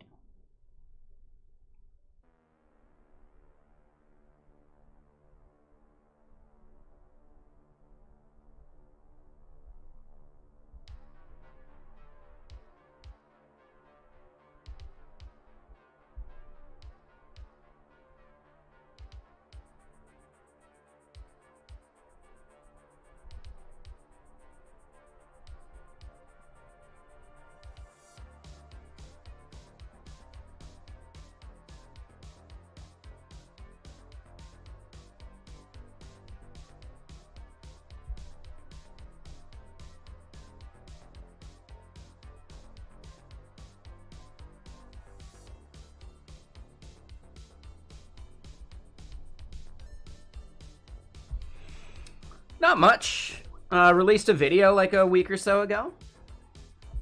Definitely my best video so far as numbers are concerned, which is pretty cool.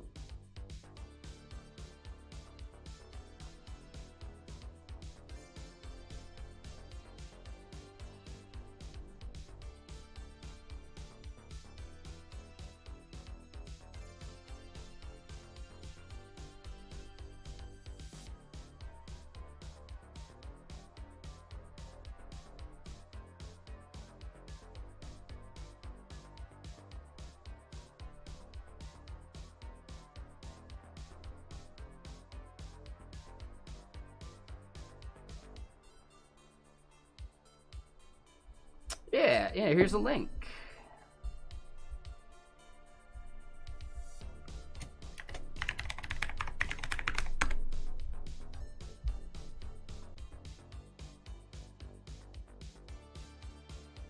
Yeah, so I don't think I'm going to be able to go full-time author anyway. But the thing about a novel is I think its lifespan can last a lot longer. Right? Look at, like, George R.R. Martin. He didn't even get, like, popular or famous for the first, like, 20 years of his career or something like that. Maybe even longer. But he's still collecting residuals off people discovering those things after he made it. So yeah, right? I don't think author as a career is something I'm even going for.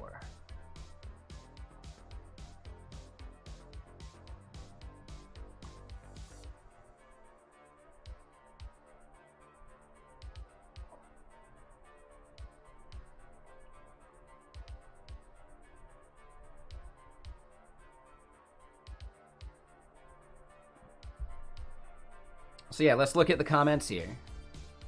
They've been self-publishing fiction for a couple of years.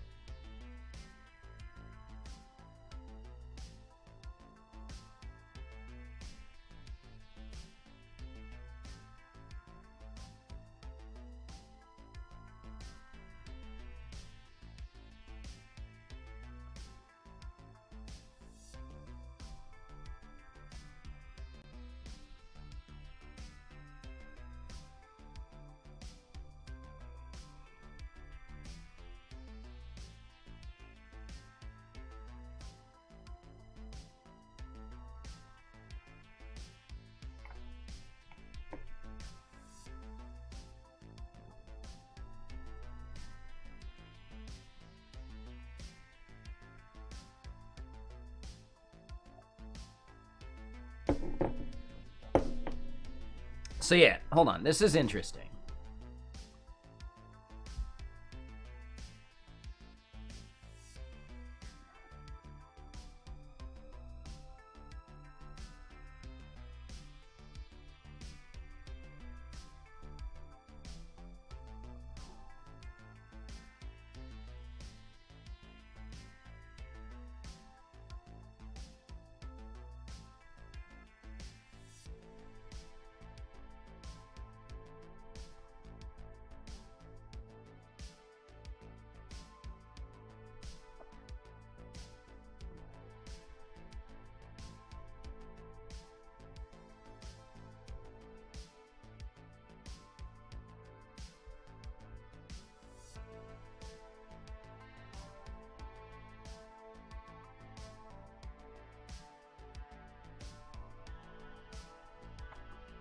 Huh.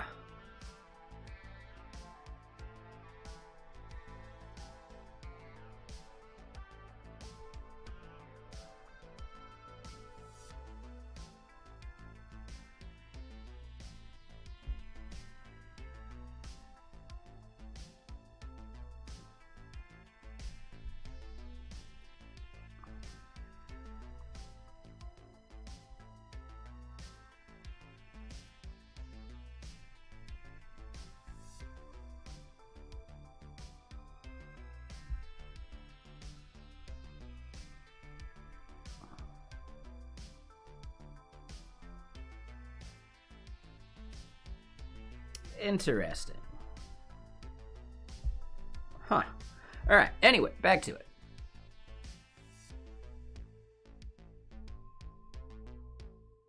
So what is airplane?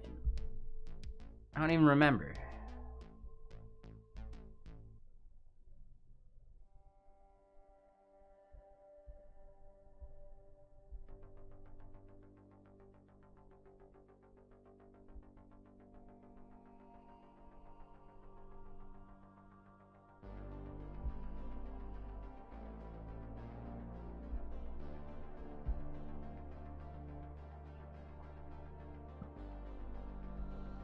Yeah, that is extremely interesting to me.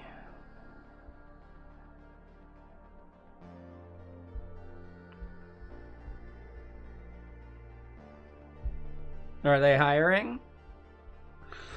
No. Is Airtable hiring for new roles now? Let's at least check that out.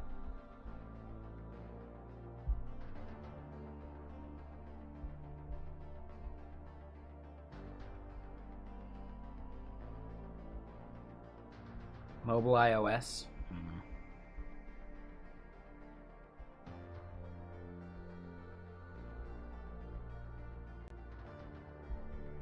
Just figured I'd check. Okay, so back to what we're working on.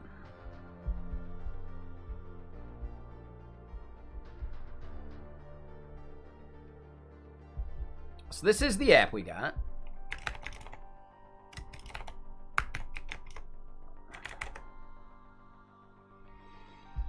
We've got that flaw right there. We want to improve the editing process for that text.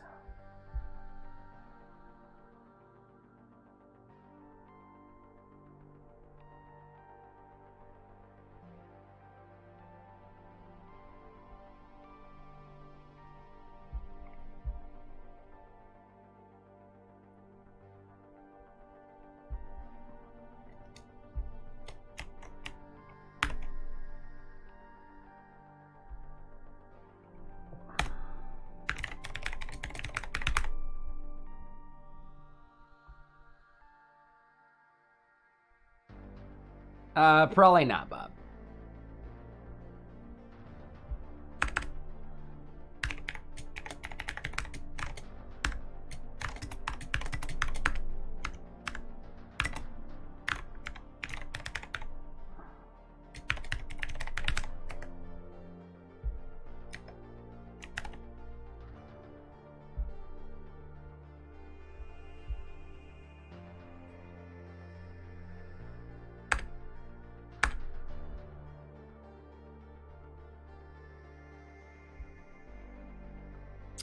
Okay, so we do end up needing that debounced promise.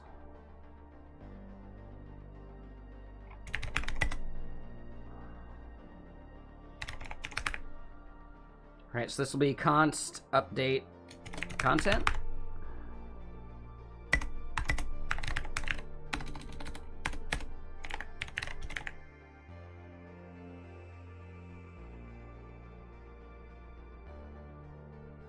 Oh, and that's right. Yeah, we could actually just use debounced callback from this. What all does it take in? So we need an argument for that, and we need the delay.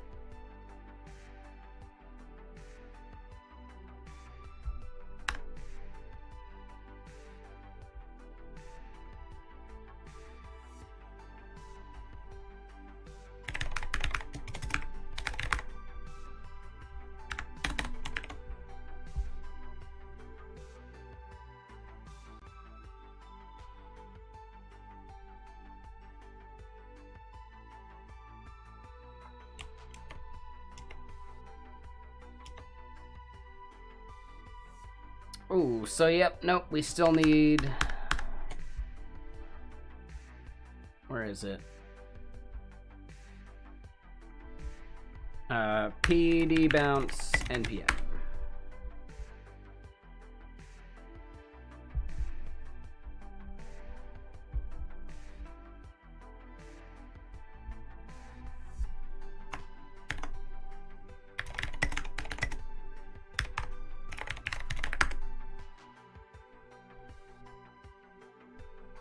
And yeah, what's everyone up to?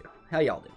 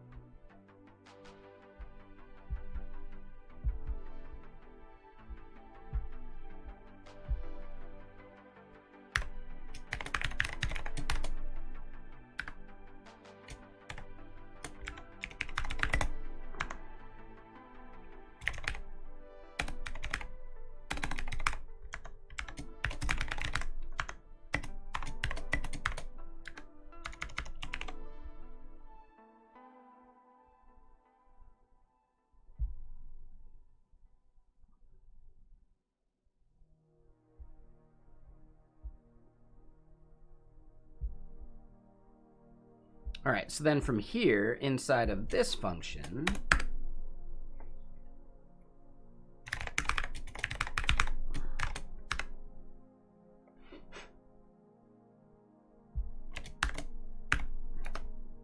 we want to update content with e dot current target dot value. We also want to set content e dot that dot value.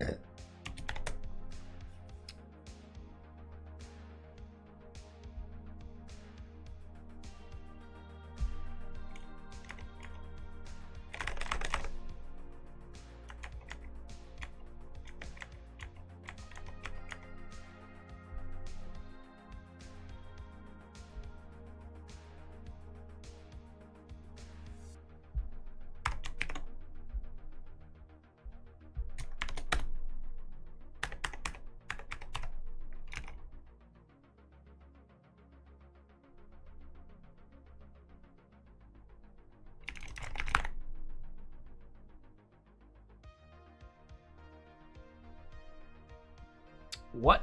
Okay, that's not what I wanted.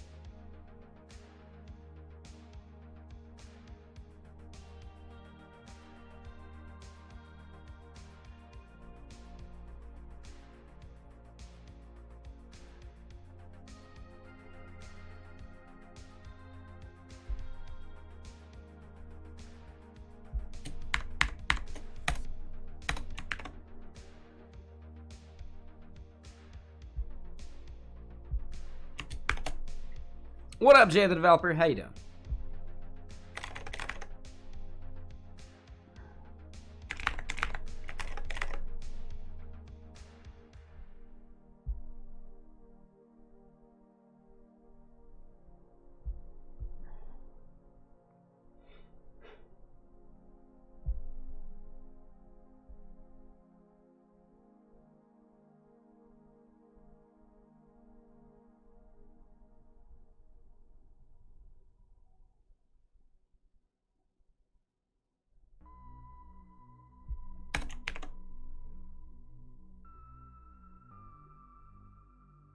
Having the classic JWT versus cookie discussion. JWT in cookies. Sure. Wow, that doesn't sound like fun at all. That sounds miserable.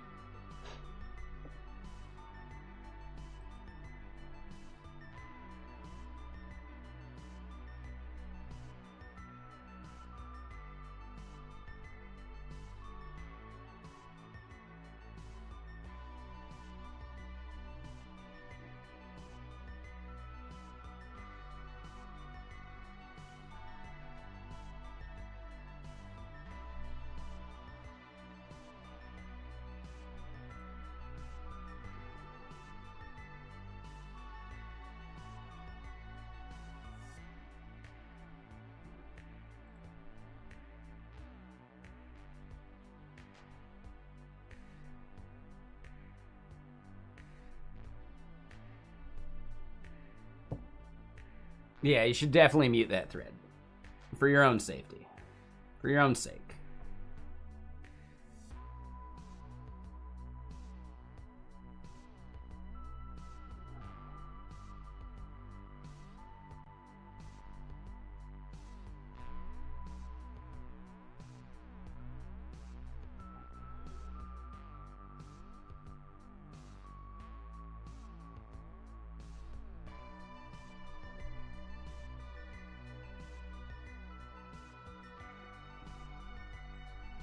All right, so let's pour another beverage.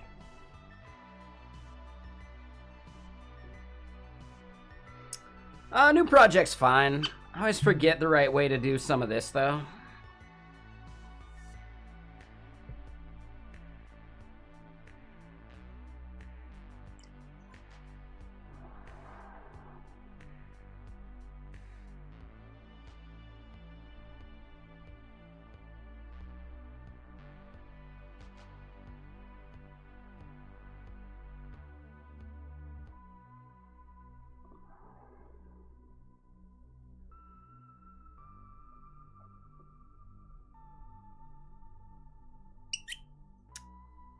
There's a right and a wrong way to do this, and I'm doing it the wrong way.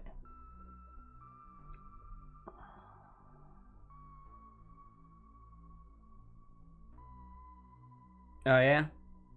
It happens. Could be worse.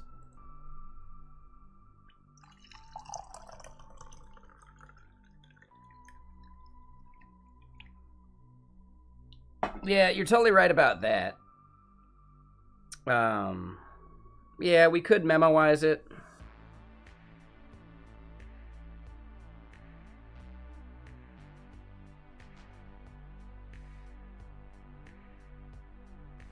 It is a promise, though, right?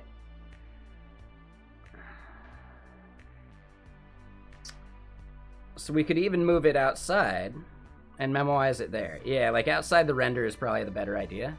I still don't think that's like solving our main problem, though.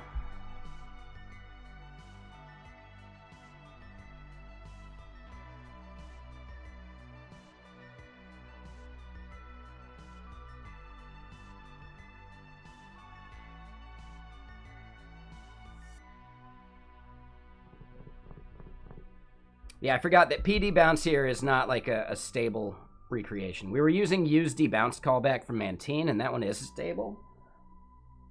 But it doesn't do exactly what we're looking for because it doesn't support promises.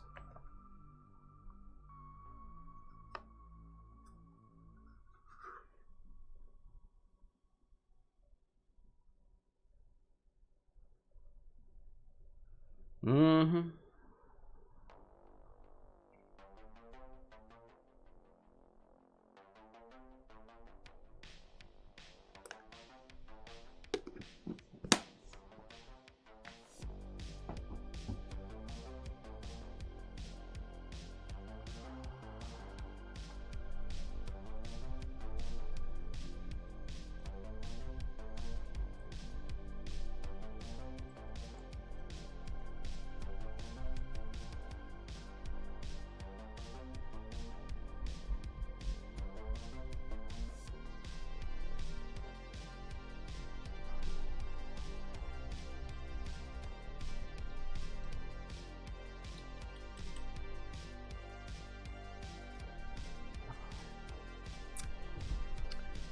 Just trying to think about, like, the way I actually want this to work.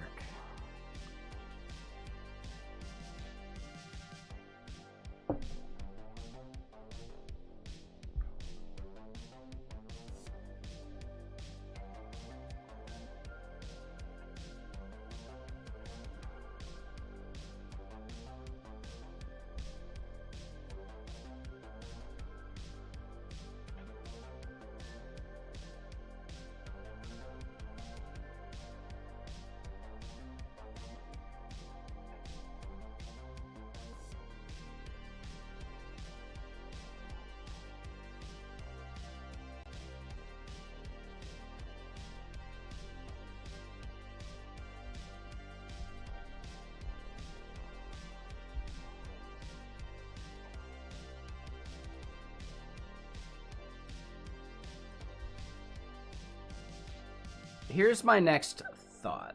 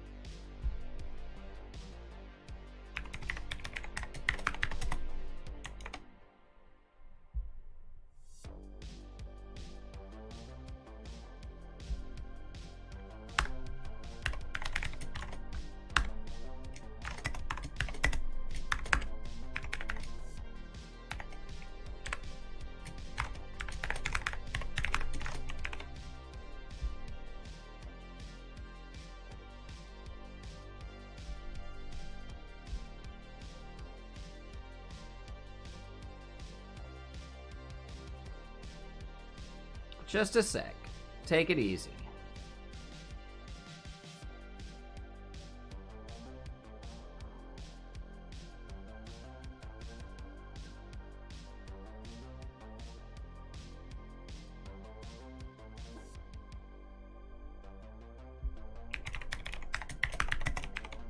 I would say, give me time on the back seating.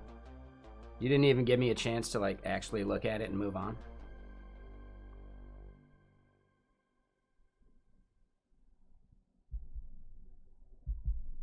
This should technically be stable, so it shouldn't be necessary there.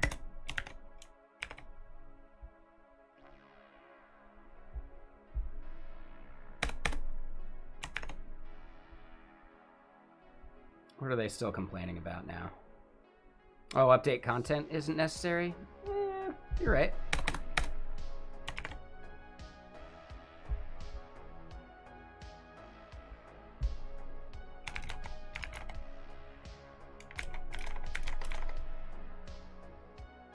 Yes, that works.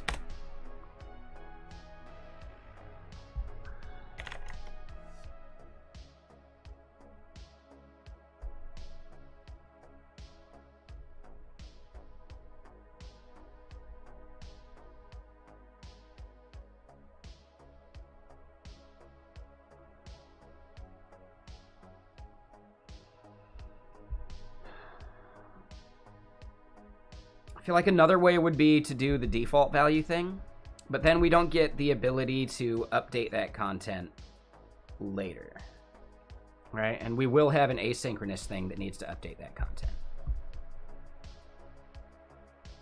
So I think we're good there.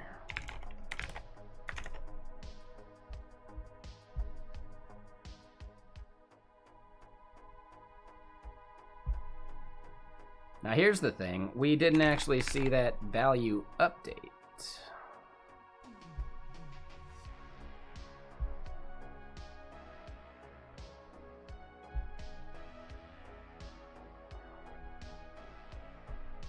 So it's not quite done yet.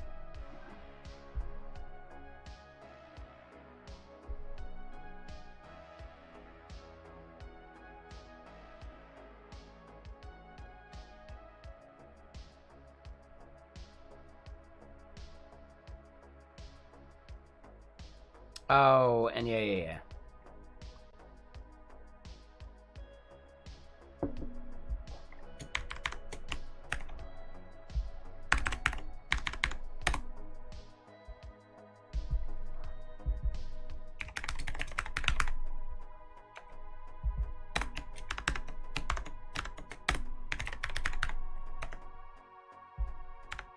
They're gonna complain about set content even though it's stable.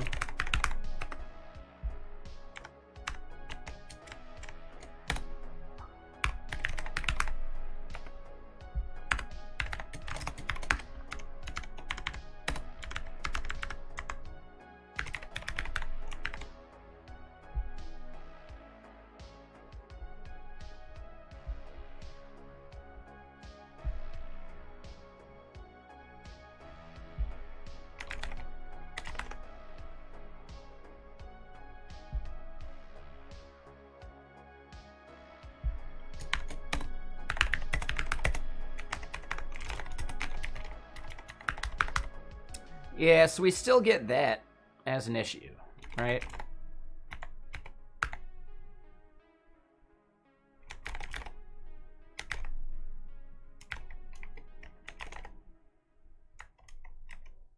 Yep.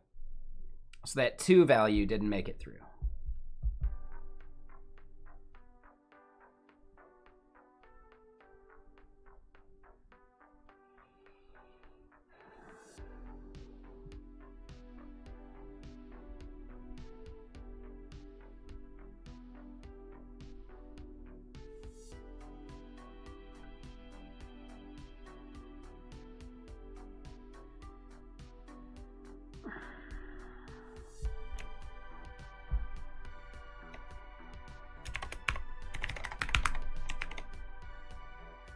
What's up, Robotic Ed? How you doing?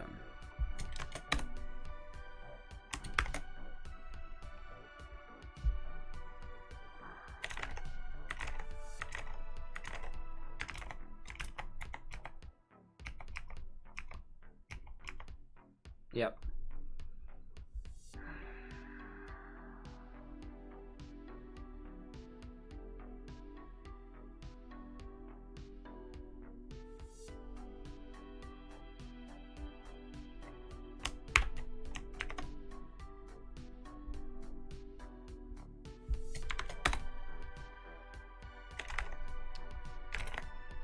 Right, and that works because we don't get this updating now. Yeah, so we need the set fetch timestamp date.now.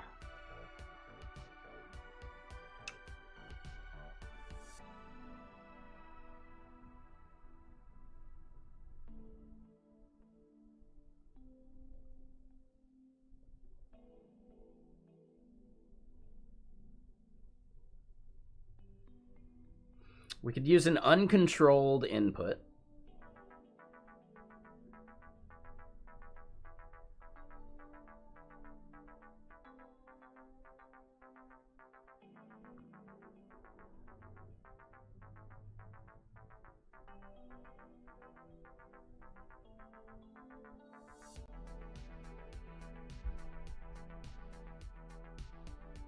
Yeah, if we make it an uncontrolled input and make this default value,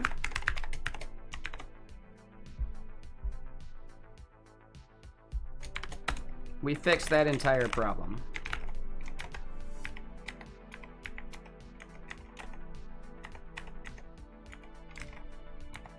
Right, we don't see any characters disappear. We should see that value, though. Yep, nothing changed there. So that ends up working. It only ends up failing us when we want to update this value based upon a new recording.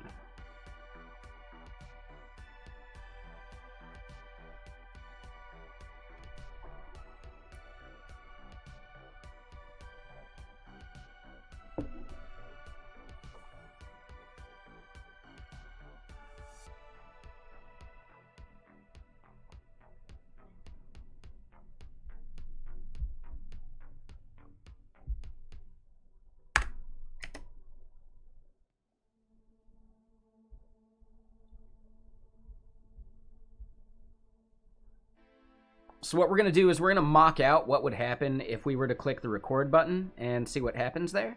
Because we don't have the microphone wired up right now. Still didn't go to the P.O. box to grab it.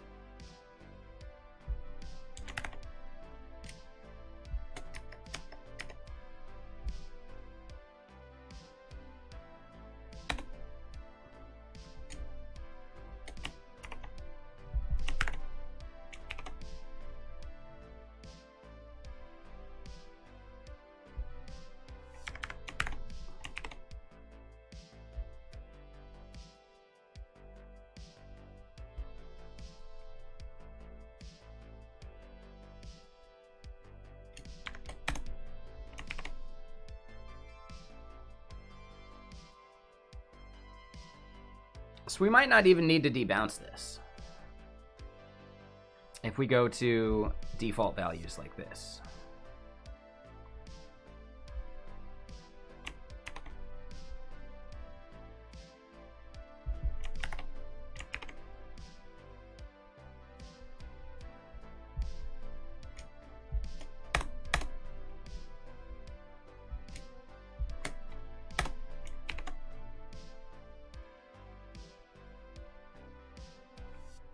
Yeah, I think that cleans it up anyway.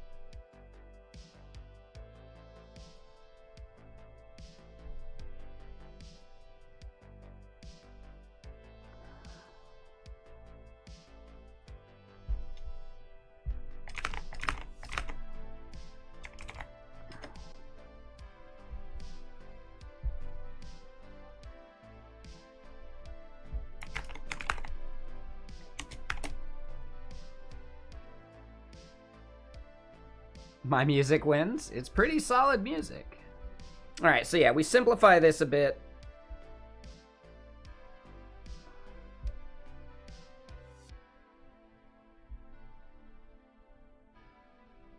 Yeah, that cleans that up a bit.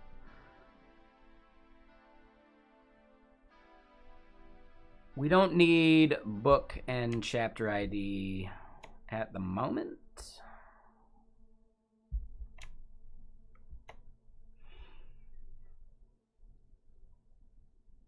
But yeah, we'll leave that for now too. So yeah, right, the debounce is fine. If we go with the default value stuff, we're fine there too. We are going to need a ref.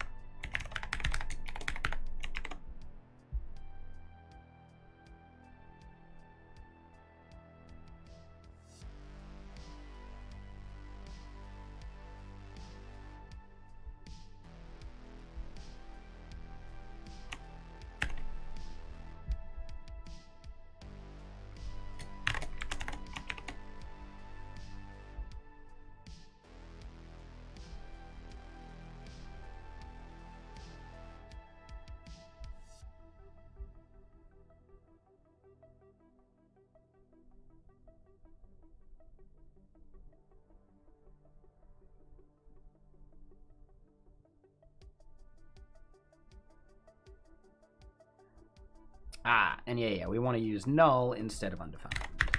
There we go.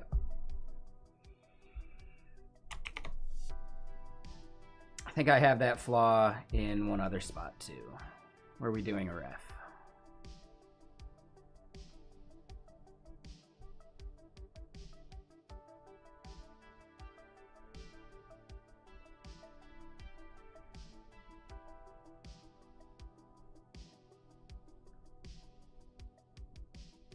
Oh, that's right. So yeah, those aren't going to line up, but they'll actually work just fine.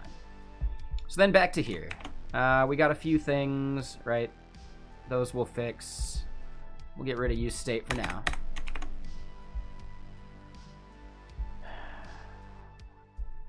Let's mock out what our recording button would end up doing.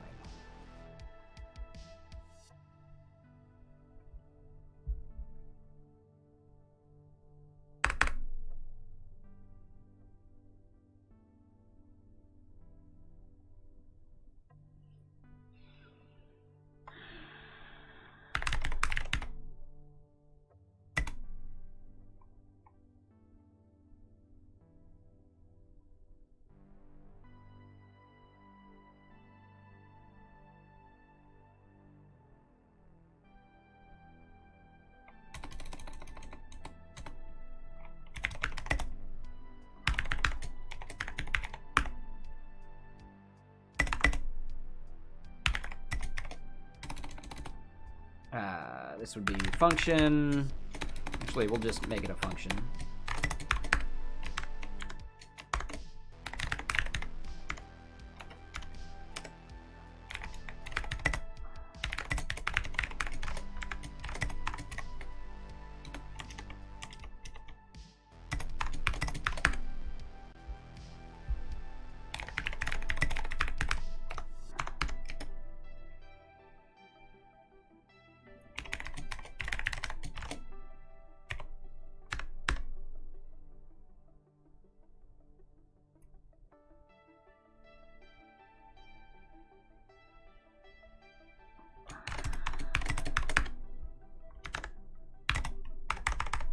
Just say it takes 5 seconds.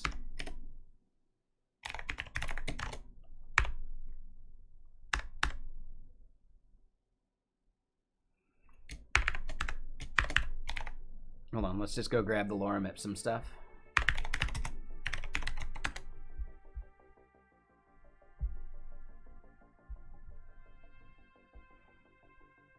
Oh, can we trigger some people by doing this? Absolutely. I definitely know some devs that really, really, really don't like it when you use this text instead of proper lorem ipsum text.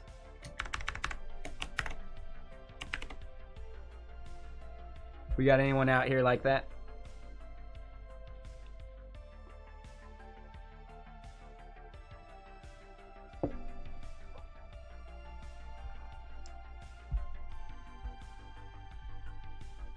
You've seen lorem ipsum text before, right? Typically starts with lorem ipsum dolor sit amet and then a whole bunch of random Latin. Right? So instead of using just the random Latin, being lazy and using the description of what lorem ipsum is, that definitely triggers some people. I'm okay with it. They'll live.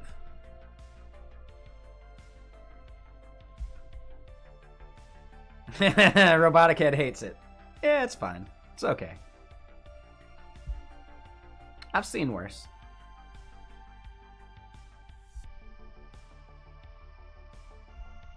Alright, so I know, it doesn't matter. Anyone who cares that much, we're probably not going to get along that well anyway.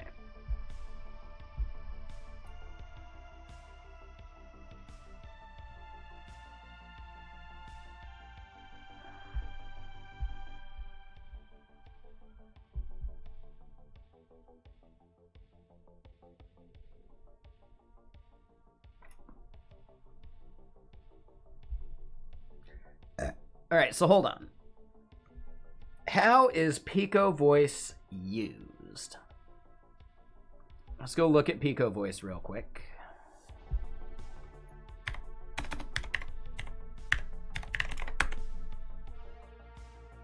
Hey, what's up, Theo?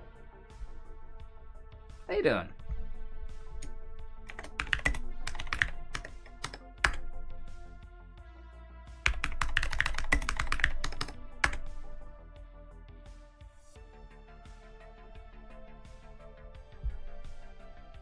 It is a solid username, yeah. Man. He must have been, like, joined in on Twitch way earlier or something. But yeah, thanks for the raid. What were you doing today?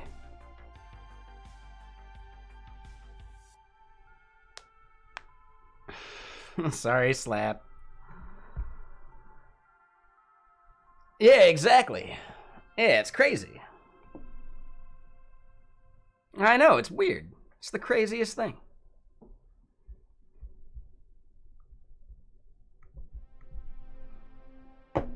So, complaining about open source and anti-web dev devs. Yep. Yeah, that's pretty common. And yeah, a bunch of TanStack stuff. Nice. Were you talking about like the TanStack router stuff or the form stuff? I'd probably like TanStack router. Yeah, it sounds cool.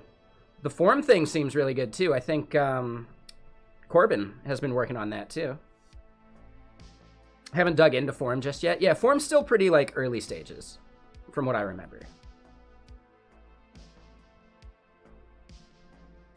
Nice. Yeah, Corbin's great.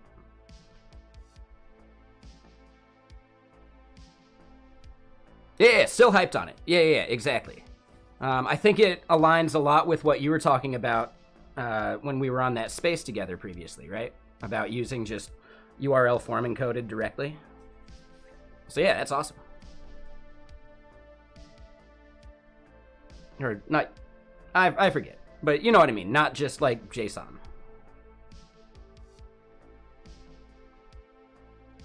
Form something. Validation and error management built into. Yeah, it's the best of both worlds. Awesome. Tan's the man. There you go, yeah. Yeah, last company I worked at was moving over from Vue 2 to React. Technically, they could have gone from Vue 2 to Vue 3, but the main reason was they were using TanStack table. Technically, they were using React table, but yeah, like that was like the #1 reason for their refactor. They had started doing so before I started working there and before it was like TanStack and it was just React table. But yeah, that was fun. Form data, that's the word I was looking for. Yep. Yeah, so TanStack actually gets like right between and like solves both of those problems well. Yeah, I'm looking forward to checking out the form thing.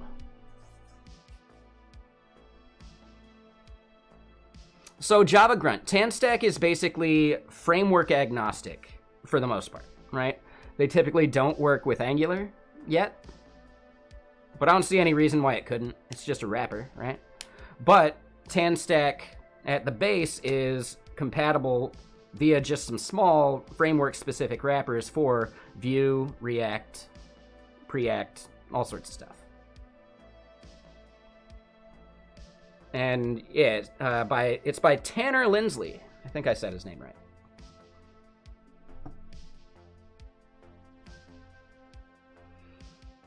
Yeah, there was a good talk by Calvin Kipperman or whatever. I think that's his last name. In which he kind of talks about, like, to get the absolute best performance, you might sometimes need to opt out of React and then just write wrappers that tie things back into it. And that's how a lot of the TanStack tools actually end up working. They do their logic as just kind of vanilla logic, and then they just have hooks that tie it to the rendering engine. So it's kind of cool.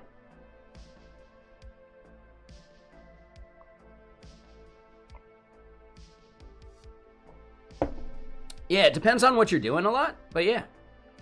Yeah, we were just working on a thing where I basically have to opt out of controlled form elements and going for uncontrolled now. Yeah, Zustan's great. We're using Yotai on this one just because I really like the way you can do like derived state.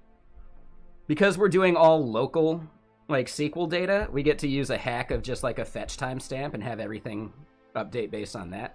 Definitely a hack. I would not do this on a larger thing. Yeah, I had to do a tic-tac-toe implementation for a take-home like over a year ago, or I guess around a year ago. And the derived state for that made it so easy. Like, it was so easy, right? Who won is based on just the derived state of the board. And, you know, things like that. Whose turn it is derived state of who went last. Like, I don't know. It was, like, really good.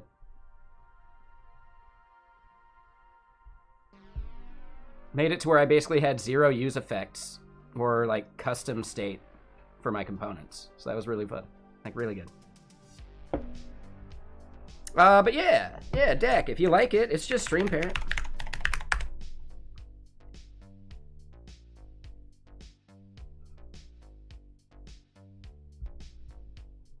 I finally came out with a new YouTube video, anyone that's curious. Only took me 8 months. I was slacking. Had to re-record a bunch of stuff. But yeah, so for the thing I'm working on today, here's the basic UI, right? It's for, you know, writing a book, and I don't want to have to like hand type every single word in that book. I'd rather eventually create some type of recording mechanism so I can do dictation. We haven't actually started on the dictation part yet. We're kind of like just now about to start hacking out the mock version of that dictation. But the tool we're going to use is Pico Voice, which is pretty nifty. I'm probably not going to use wake words or any of that fancy stuff, but I will be using the speech-to-text. So record my voice, get it into there, have it update the content in the snippet, and then theoretically, as I reorder things and move things around and maybe even reshuffle chapters and all that stuff, it's just a single button press to output to a single PDF. And this is for just like a proof of concept for like a fiction book I want to write.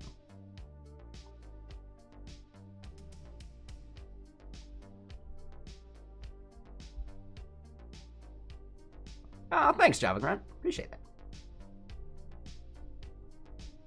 I got a lot of work to do still for the YouTube, but yeah, I think it's one of my better videos so far. But yeah, we're gonna be using Pico Voice. I kind of want to look at their documentation because I haven't looked at it that much yet. And I missed some follows. Hold on. Let me shout those out. Dev, thank you for that sub. Oh, man. Thank you. Fastercito, Linkme, Rubber Debugger, What's Up, Geek Travert, Timmy, Malash, and Yash. Yeah, thank you all for the follows. Welcome.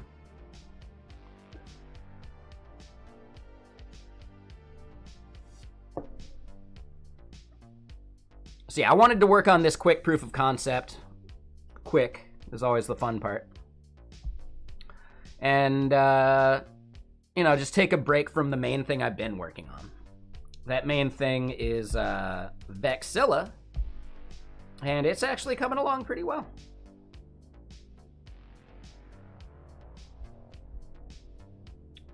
See, I think it's going to be Cheetah speech-to-text.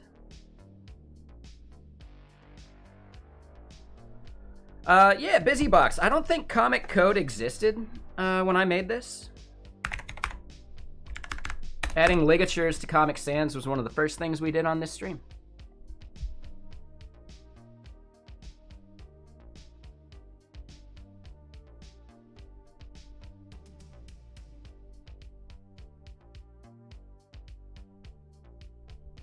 So what is the difference in their stuff for leopard versus cheetah?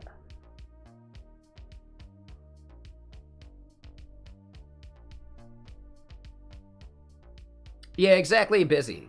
Basically, yeah, I know they have ligatures, but they didn't exist when I made it. So I'm just still using what I'm using.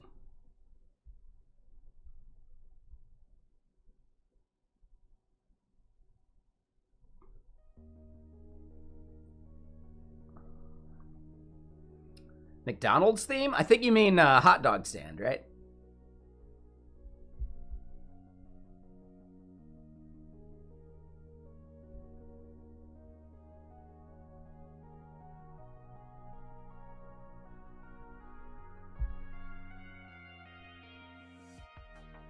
Too many lemonades? I'm just starting.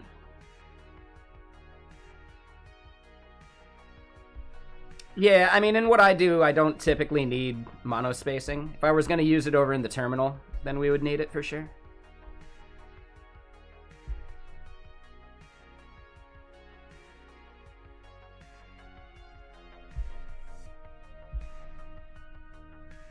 So cheetah versus leopard. On-device streaming speech-to-text versus just standard speech-to-text. What would the difference for that be?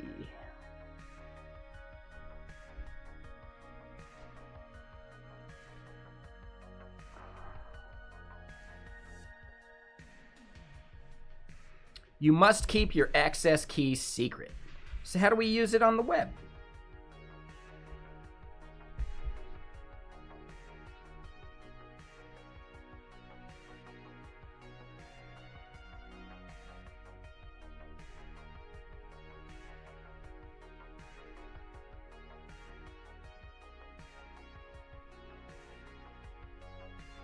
There you go. Yeah, the main gist of this is that it all needs to happen locally. So we might be already back to trying to make Whisper work. I think that's all we can do. We might have to switch back to Whisper.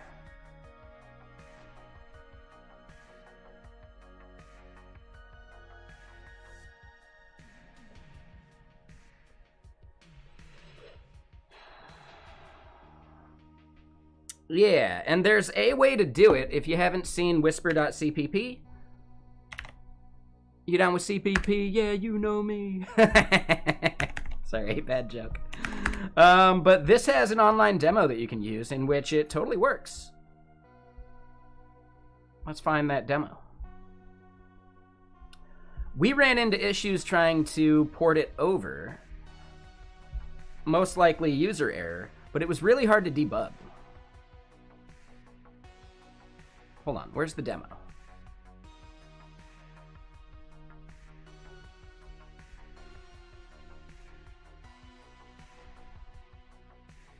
He had a demo. Must have missed it. Hold on.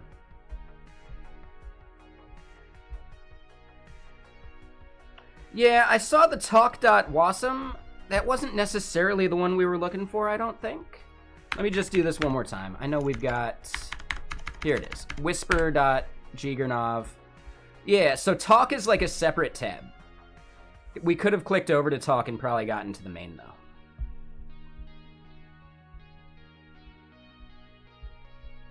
But yeah, like right here, boom, we can load it. Cool, 140 megs.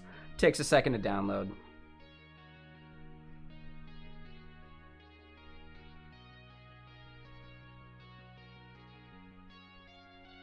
Oh, that makes sense, Coffee and Coding. I wouldn't mind doing my own narration.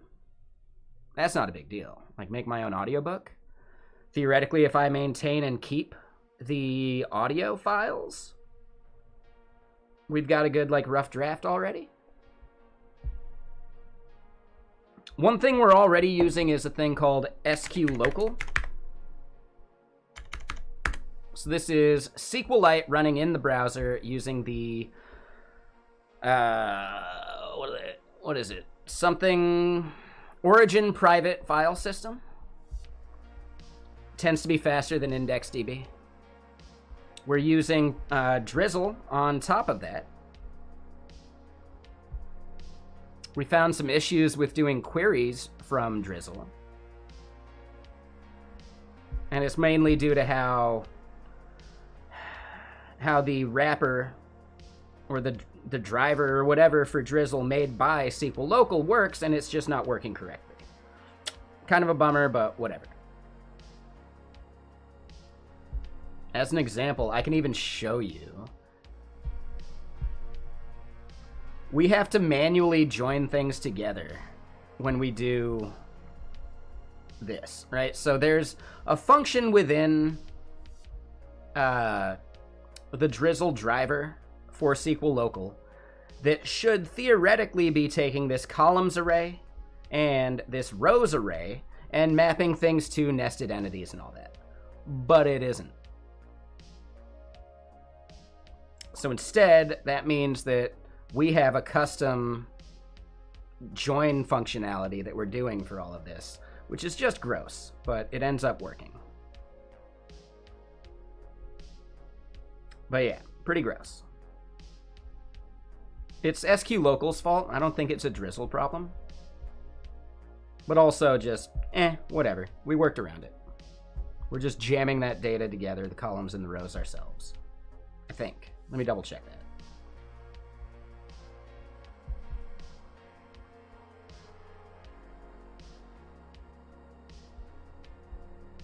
Yeah, so here it is. Get books with chapters. So we end up having to do our join. And then we have to actually map these together. It's not ideal. But it works. We get there. But we're not having to do the columns and rows thing, right? Like their logic is. So we're not actually using this anymore. We were going to be at some point, but now we don't need to. But yeah, really annoying. I was hoping SQLocal had a better integration. But joins aren't that big a deal. So yeah, the main gist is I don't want to establish a server for any of this stuff. I want to do it all right there in the browser because it's just a proof of concept. In the future, if we wanted to turn it into a service of some kind, yeah, that would take some effort. But we could do it. It's not that big a deal.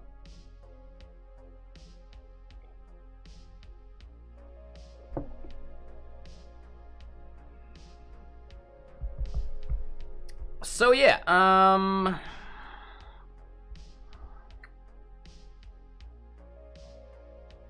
I don't think there's a way to use this directly like I was hoping. We could check out a demo project that's in here. Let's look at how they're doing it, though. I think it ends up requiring a server still, but maybe not.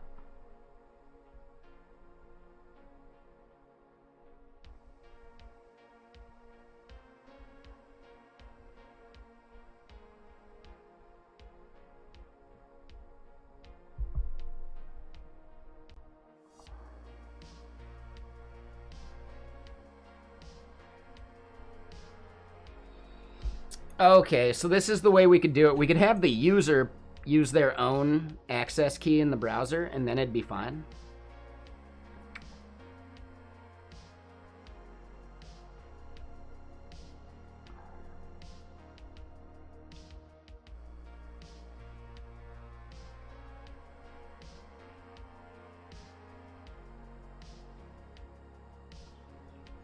For the proof of concept, it's probably totally fine. It does mean I have to do a bunch of, like, juggling. No, so Cheetah and Leopard are both local, right? That's part of their entire, like, you know, what they're talking about, right? When you get down to things like why use it, it's private. Because it's all running on device. So it's not going out to a server with the thing you record.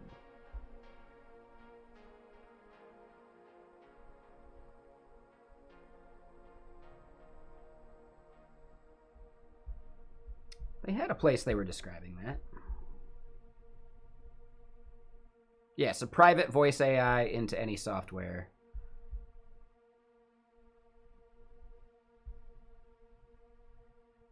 Yeah. Deliver voice AI anywhere, on device, mobile, web browsers, on premise, or cloud. So yeah, on device is really the part we're caring about.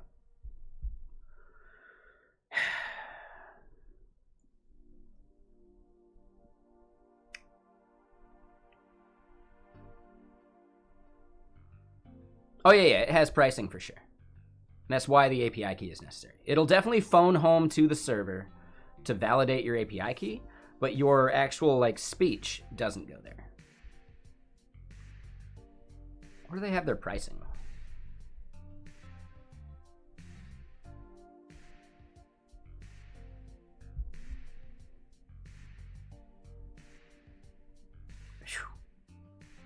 $6,000 a year for the developer plan.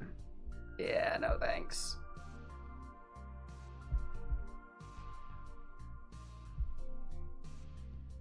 Hold on. They had a pricing page. I don't remember where that went. They don't make it easy to find it.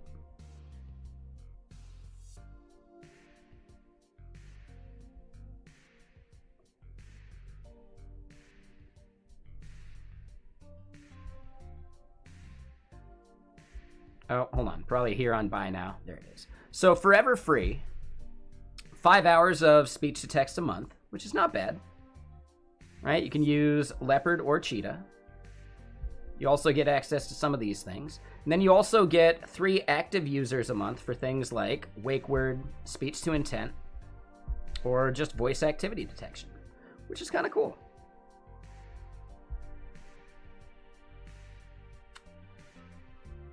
So for, like, fiddling with it, that's not a bad free tier. And for my purposes, would I need more than 5 hours a month of speech to text? Probably not.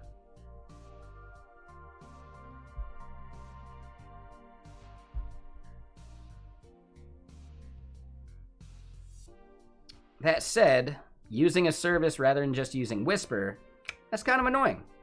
So, yeah, this, like, Whisper stuff right here, we've loaded it. It's loaded. Cool. We choose a file. It runs really slow on my PC. Keep that in mind.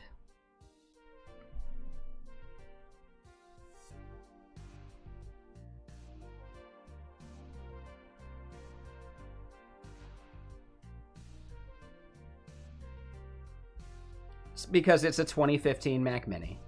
I think most people who've messed with this on like a proper PC have actually claimed that it's just a few seconds. So yeah, the performance of this Mac Mini is definitely the issue here. It's most likely missing a bunch of these AVX things.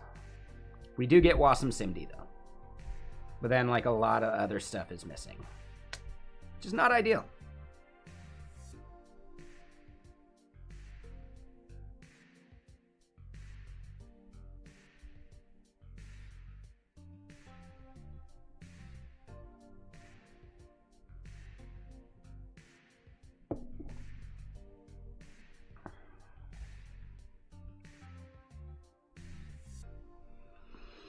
Yeah, I really would not expect this to be this slow.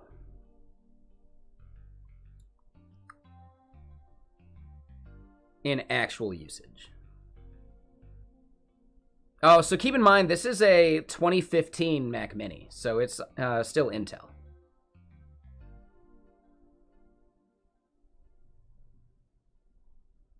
Yeah, but it's a 2015. Like, it is old. Like, real old.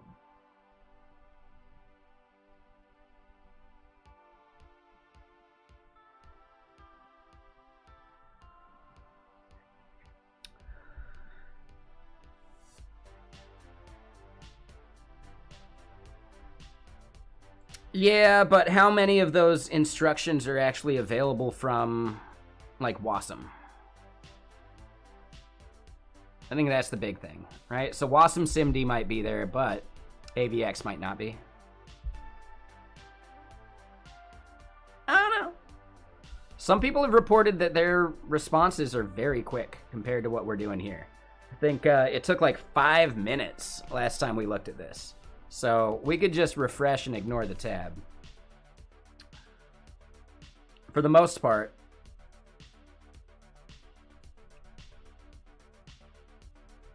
Yeah, for sure. I think the biggest issue I have is memory pressure. It's only got 16 gigs and I've got a bunch of stuff open too. I don't think it's the tabs, but it could be the tabs.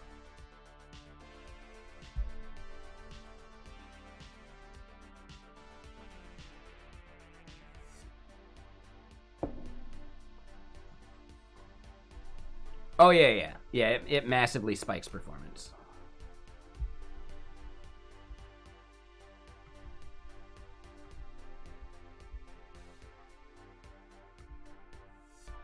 Yeah, exactly. Already done.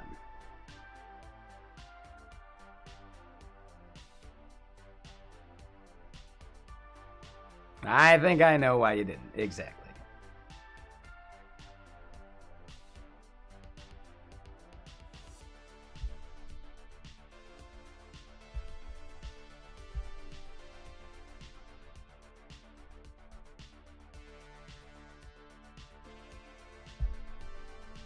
$37 seconds for you. All right, that's not massively fast. But yeah, here we see Google Chrome Helper Renderer 153%.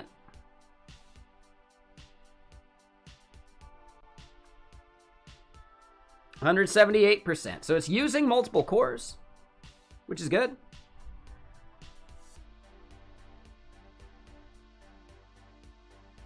Oh, so BusyBox, you should have seen an actual like metric in the response down here about like the actual time it took. Okay, yeah. So 7 seconds, really not bad. And that is most likely some type of like UI we would have showing like a, hey, processing, whatever. We might even want to like disable the content field while processing.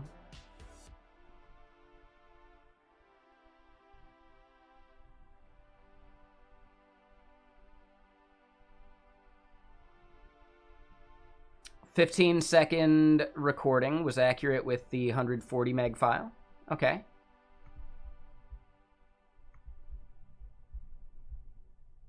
So that was the small? Oh, that was base.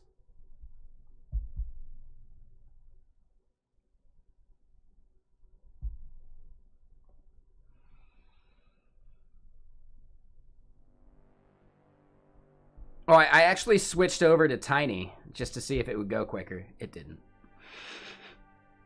It didn't.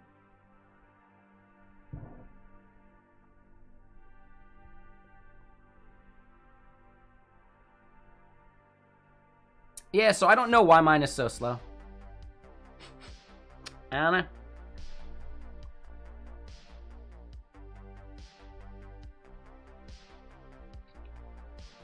It could be the tabs. It's not the tumor.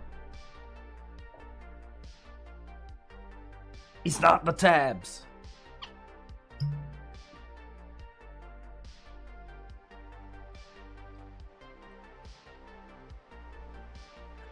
Did you use actual voice? I've just been doing like the choose a file thing with like their recommended jfk.wave.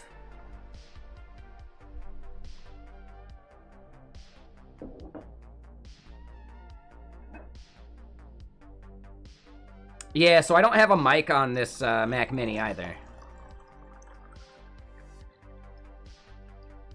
I've got a USB mic waiting for me at my PO box, but I just haven't picked it up.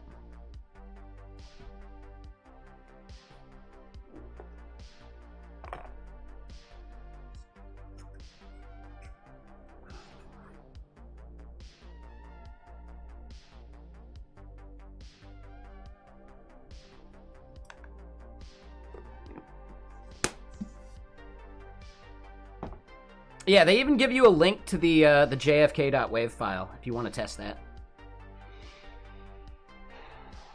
So here's what I'm thinking. I want to create another proof of concept, trying to get this working inside of just my own thing with it, rather than calling out to all their stuff.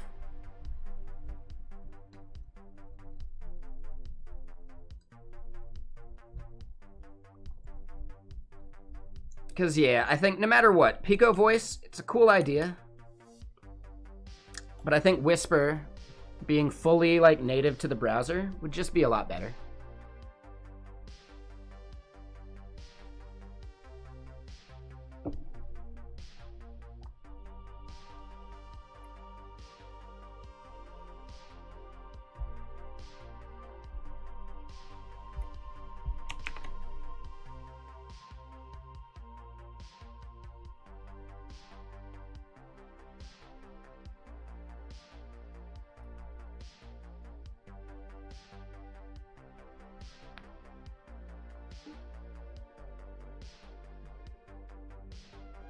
I'm curious what the difference between encoding time and decoding time is. Yeah, I'm not sure about that.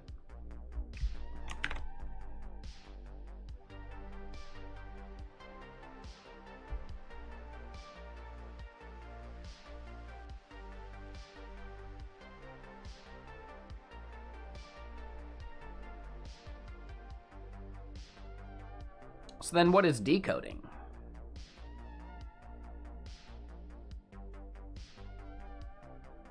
Yeah, I don't know. Not sure.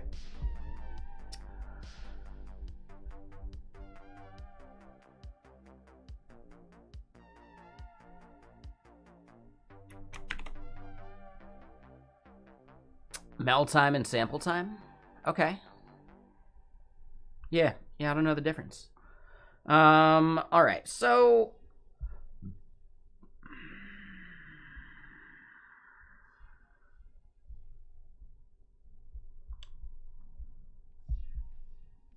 we had tried using Tori at one point,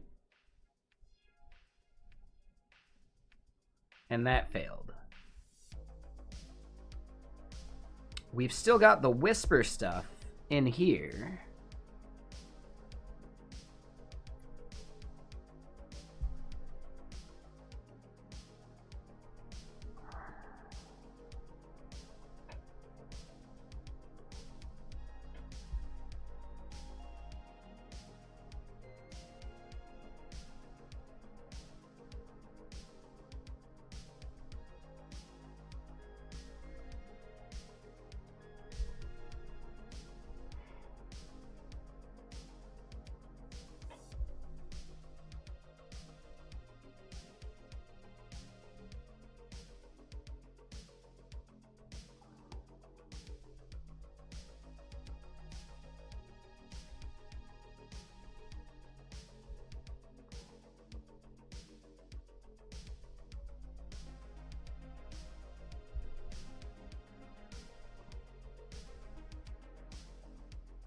The worker is pretty chill.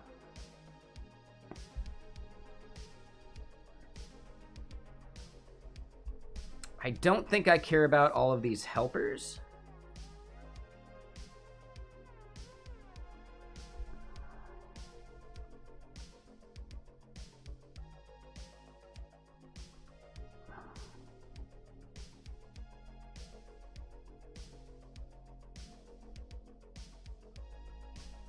Right, like a lot of these helpers are just for the sake of like their demo file. Right? This whole thing. I could hard code the model.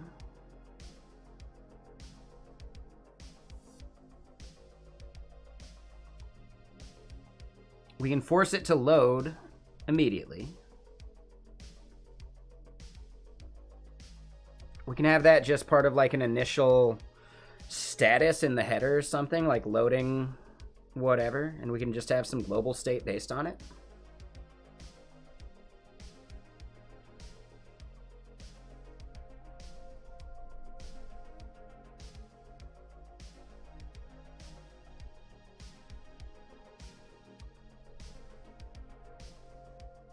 But yeah, Whisper would be way better than Pico Voice. So we're going to spend a little more time trying to get Whisper working. I think it's worth it.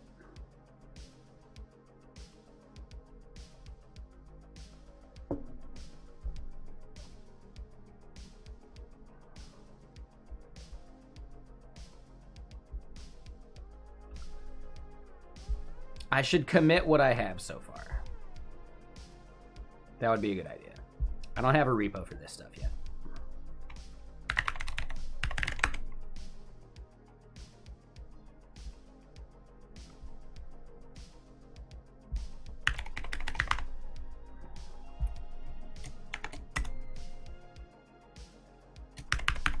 A proof of concept, dictation-based writing tool.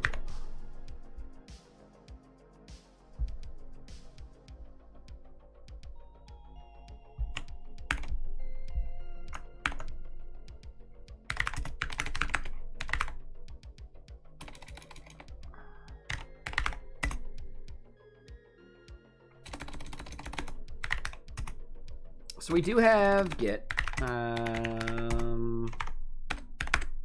many do we have? We don't have actually any remotes set up.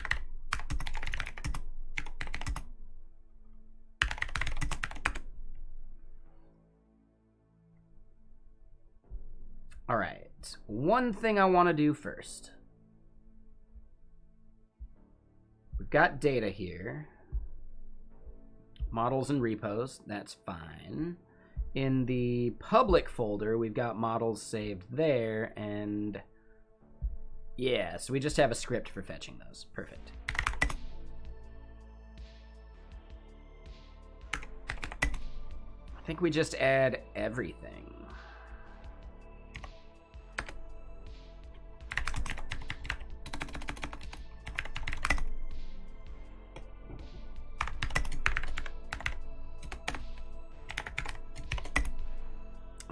Initial basic functionality.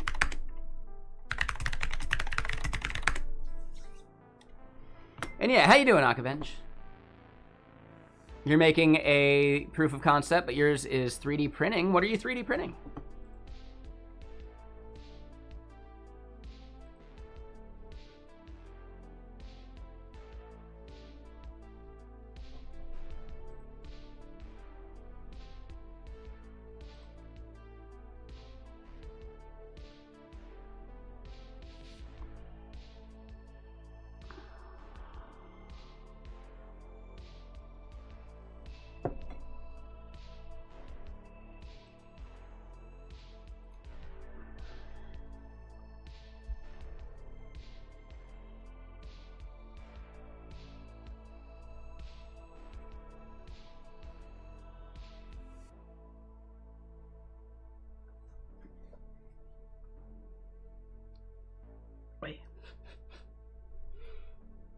All right, so we got that up there.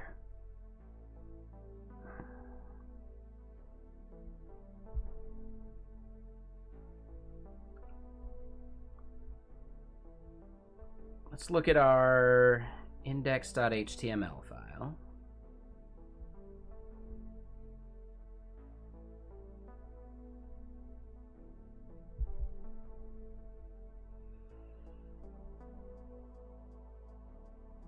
All right, so we are loading that main.js.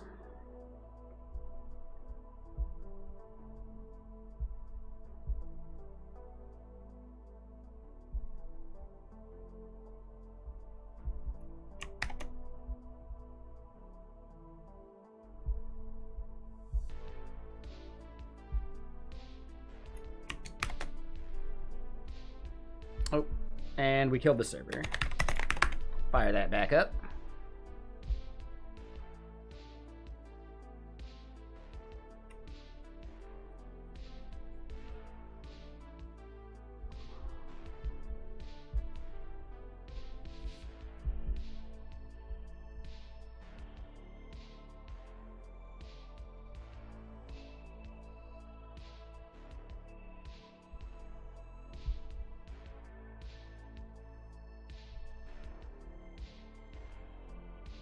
Hold up.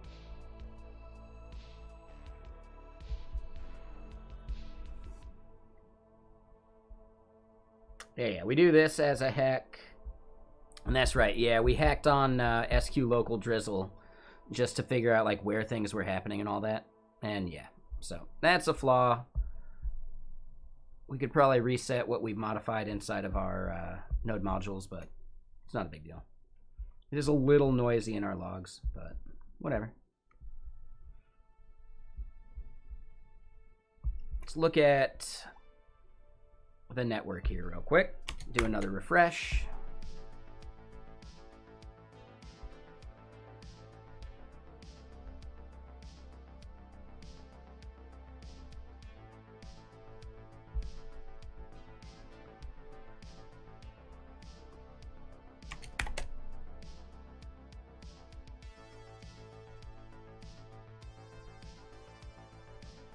All right, so wow, SQLite 3 bundler friendly. 3 megabytes.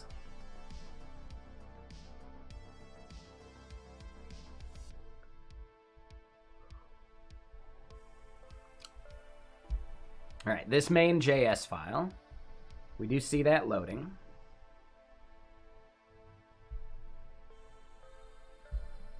We're trying to get Whisper working.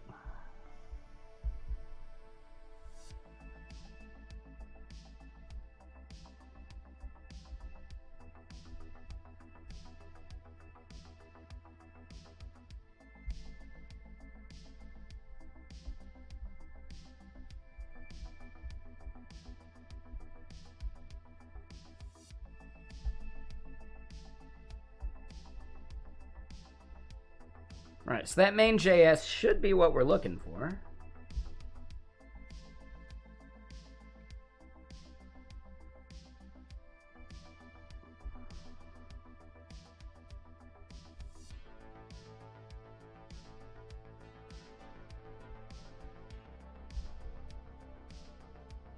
So yeah, this demo.tsx file, this is actually where we were doing a bunch of our other stuff. Let's go look at that real quick. Oop.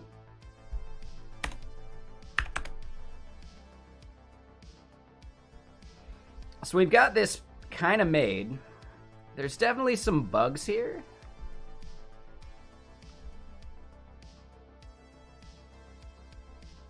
Right, we see the file download. We see it stored in IndexedDB.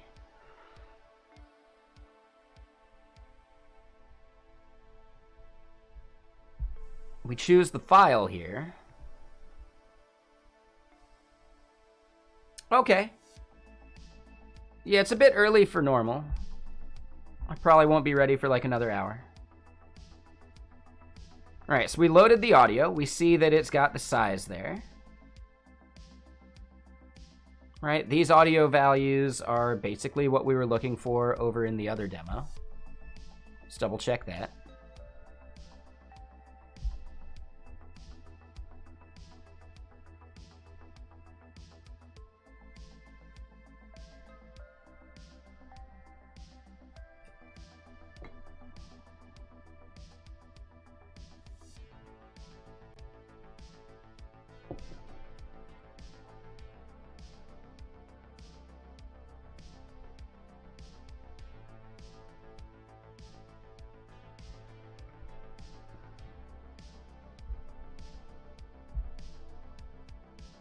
right? We see the bytes and the size. Those are actually accurate. But then when we go to transcribe, let's double check this. Console.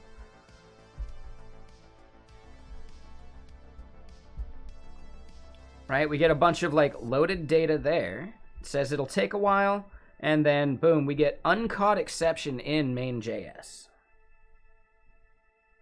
But we don't get that as a failure over here.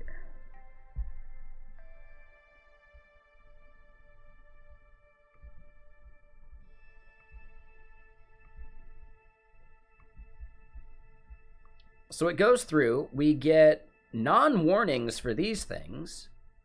We see it might take a while, and then we actually see this logic here. And this is the thing that we didn't get from our other run.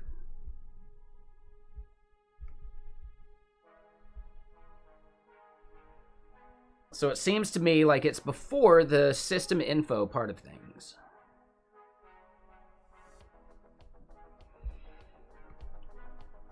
Does this mean we need to go actually read the source code of whisper.cpp now? Also 0? Okay.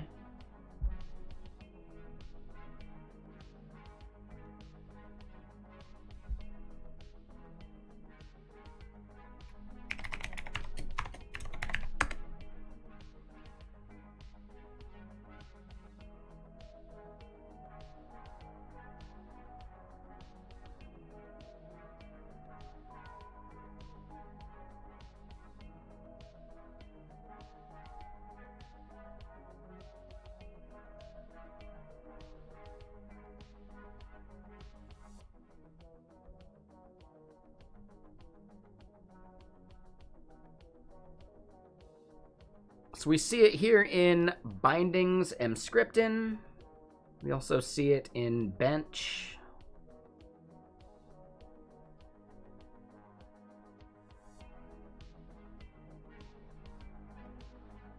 We see it here in context.go.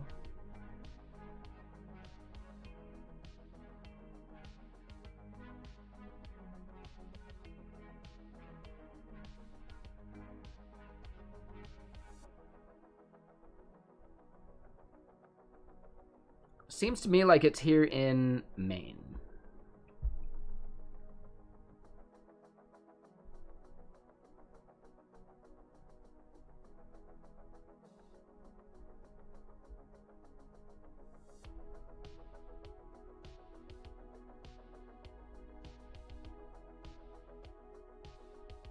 So we didn't even get to this part.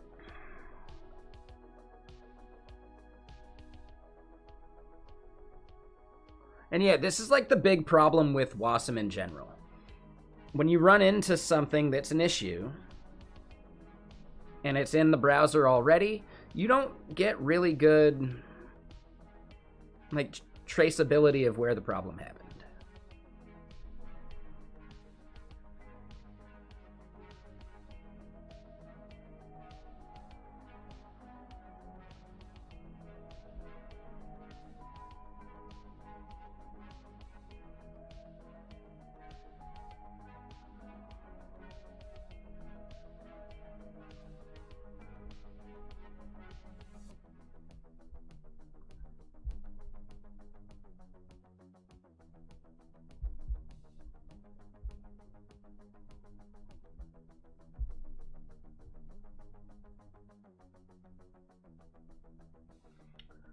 So yeah, we see JS Whisper initialized instance 1, JS processing. We see that happening in demo.tsx. That's the print text area stuff. Where that's coming from is elsewhere.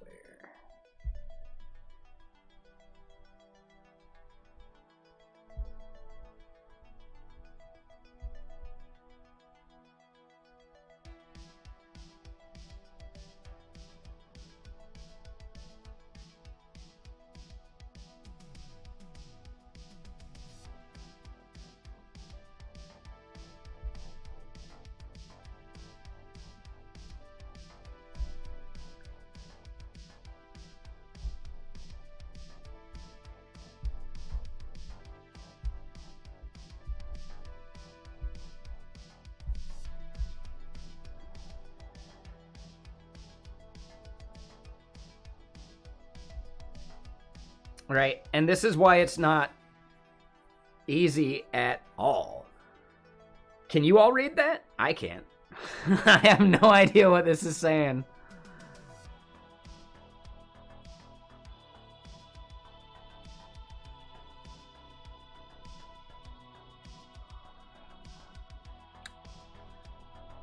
We see calls to various functions.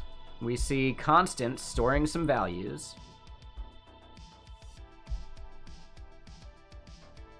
This is the thing failing out on us. I don't necessarily understand where, though.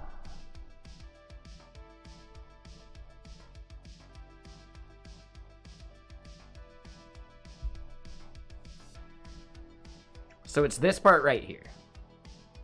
Calling a.c.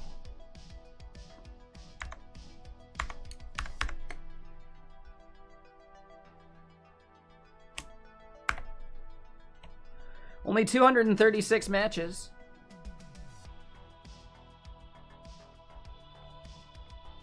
Yeah, we see a.d and a.c all over the place. a.e a bunch of times. Oh, man. Yeah, so this isn't going to give us anything reasonable to debug with.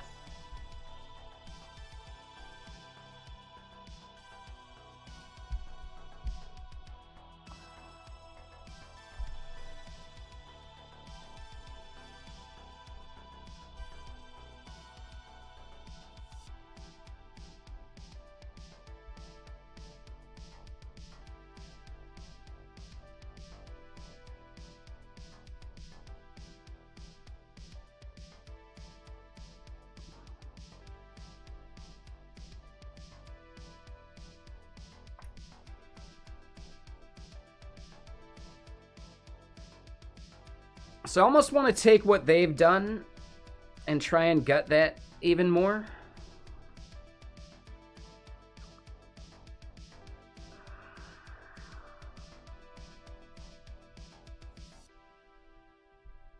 Right, we tried to convert this to React code. I feel like we did a decent job, but some of this stuff with how we're doing the buffer, that might actually be our entire problem.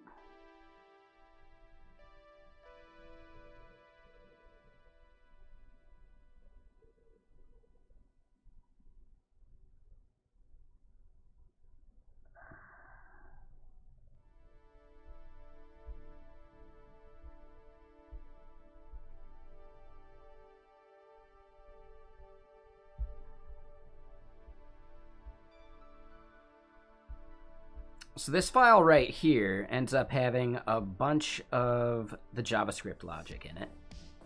Helpers.ts there also has a bunch of that logic. This part was always commented out.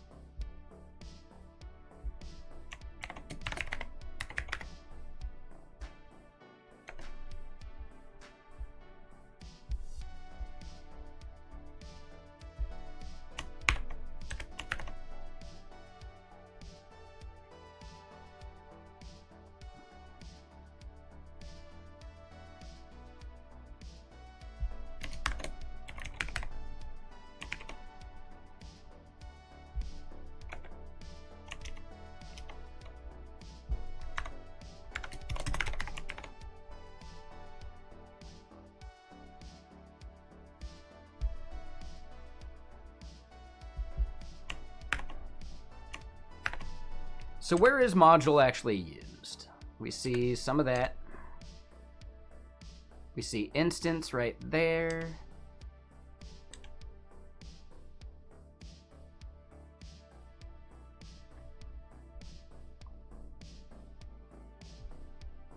That doesn't seem right at all to me.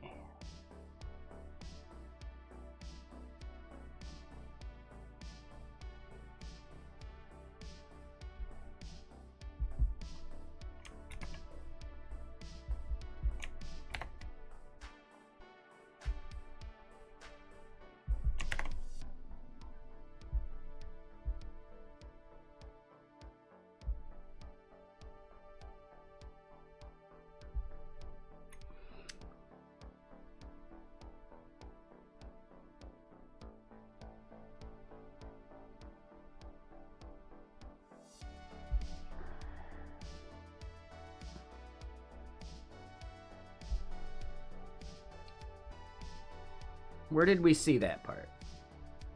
Store FS, stored model, whisper.bin. And that's my local right there. What about theirs?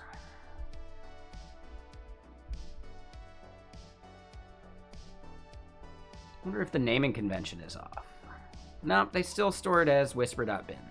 Well, shucks.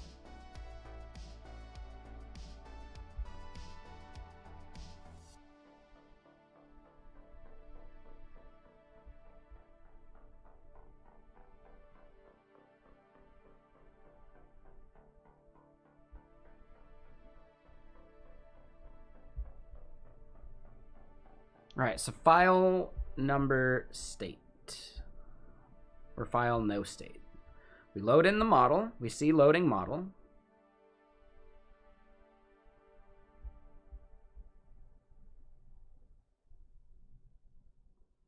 We loaded in that, oh, not the exact same model. So we did base.en there. This one was just base. Yep. All right, so let's reload over in the demo here. Just want to check some values and see if we get something that's obviously just not right.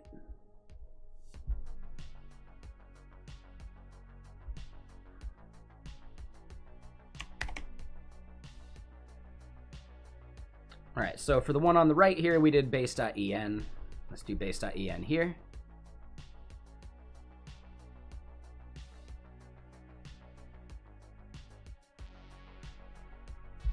Oh, hold on. We want to clear that data.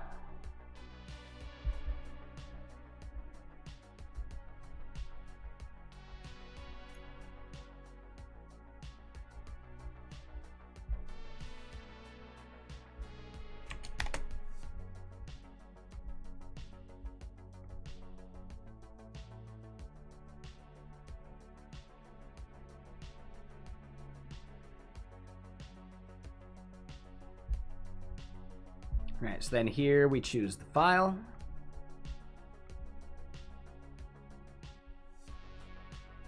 And if we look at what got logged, I want to compare, oh, we actually have to run it. Yeah, so let's transcribe.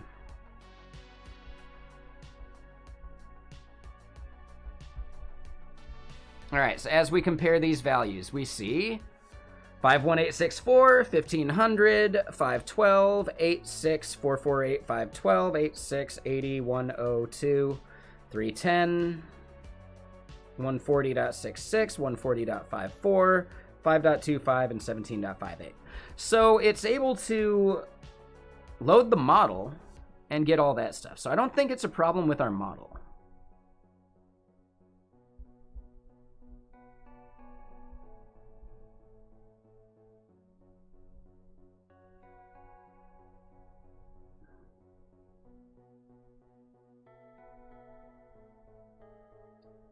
Yeah, this really doesn't seem like a problem with the model.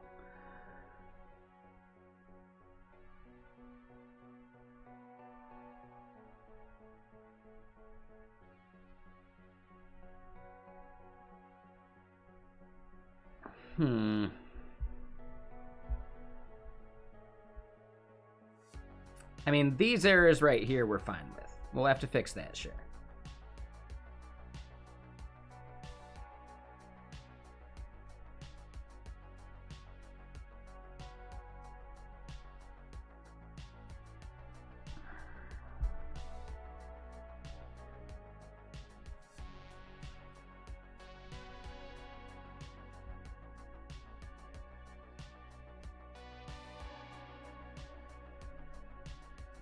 So JS full default returned 0. It looks like our full default right here is the issue. Aha.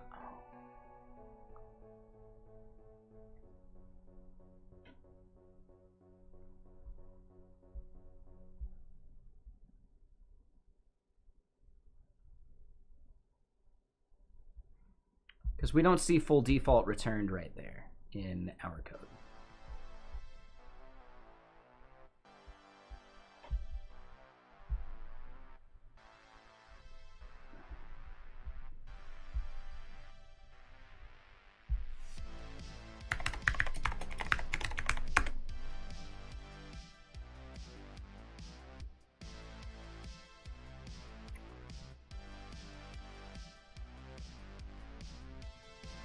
And what up, Krasner? How you doing?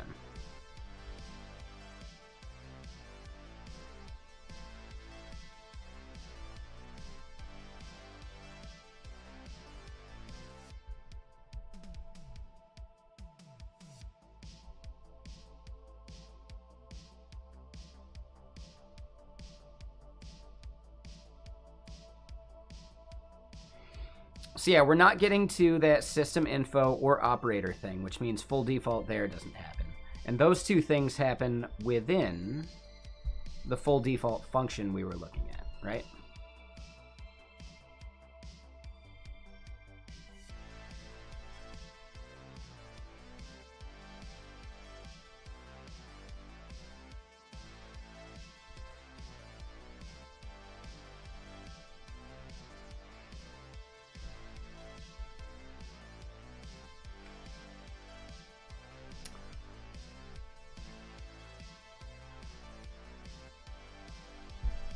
Okay, so we see that here mscripten is defining a function called full default.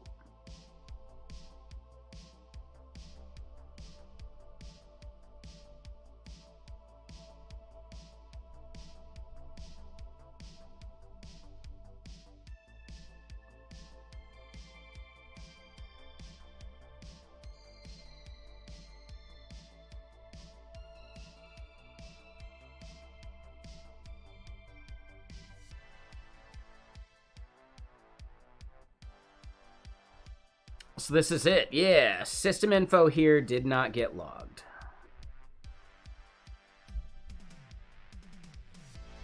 So we're not getting this far.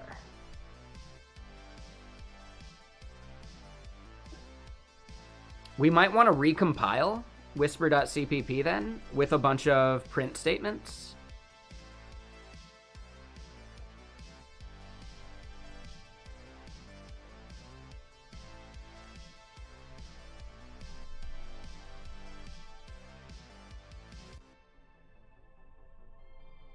What up, Abder? How you doing? Welcome.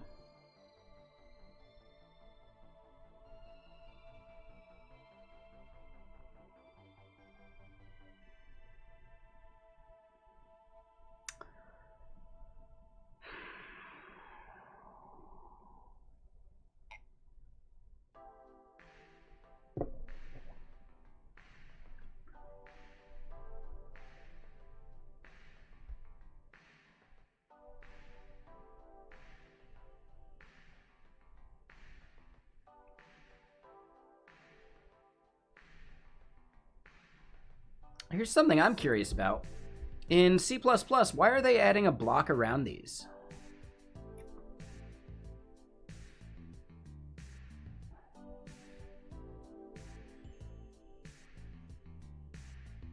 I'm really curious about that. I don't know enough C++.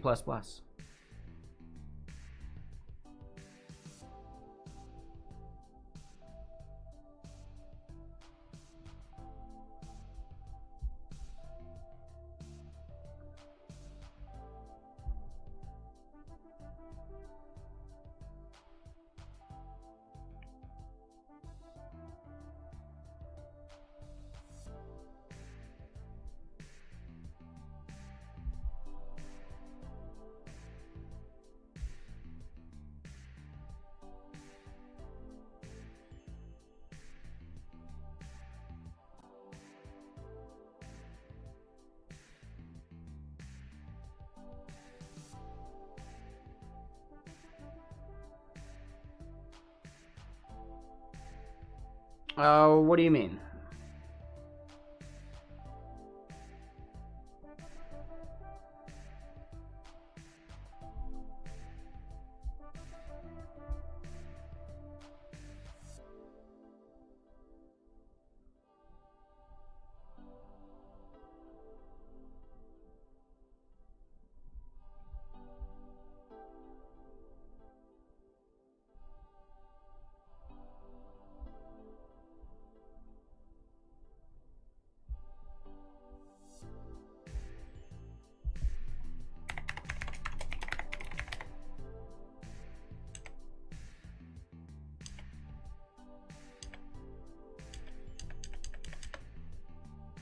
So that's the only place we see that.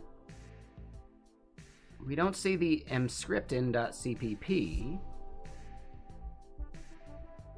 We do see that over in bindings right here, though.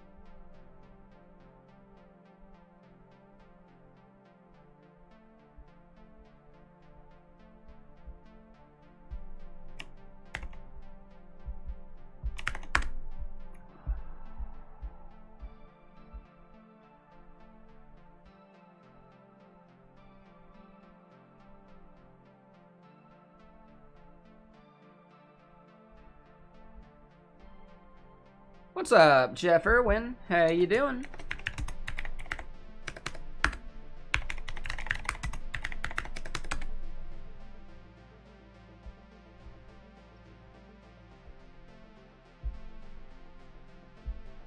Thank you for the raid.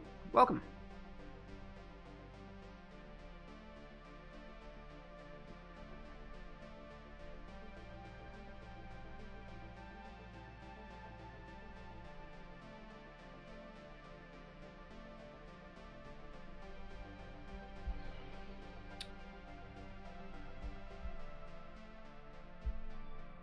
Yeah, how you doing?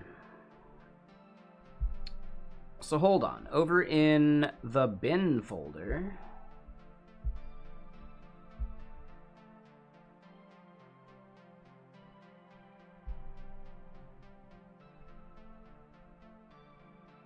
so whisper.wasm gets copied over there, and that's these things. So the main JS, the helpers, the index.html, and then libmain.worker is something I don't think we have over there yet. Okay. So then when we look at index.html,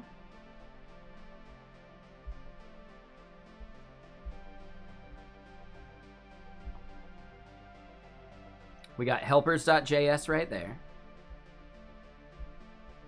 We got this that was inlined, and we got main.js as well.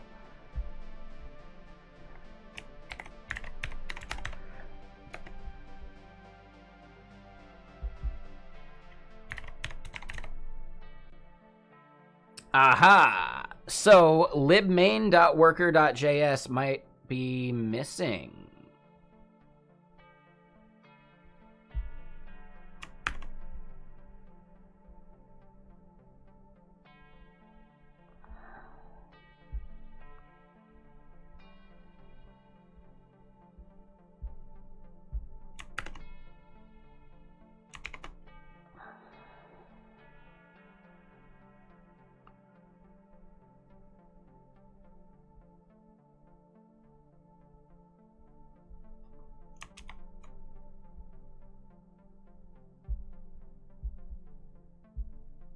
Okay.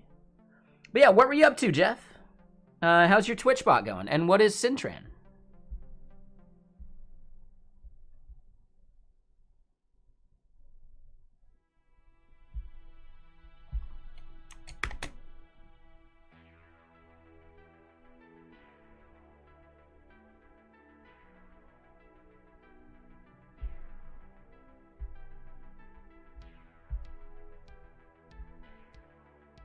Oh, and yeah, hold on. So I want to go back and fix one thing I did over somewhere else.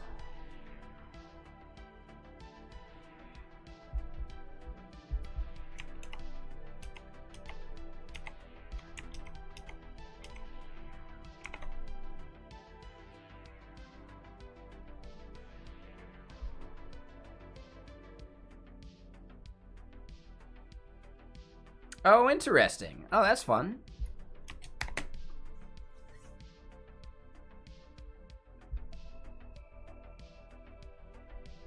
All right, so we're fine with those errors for now.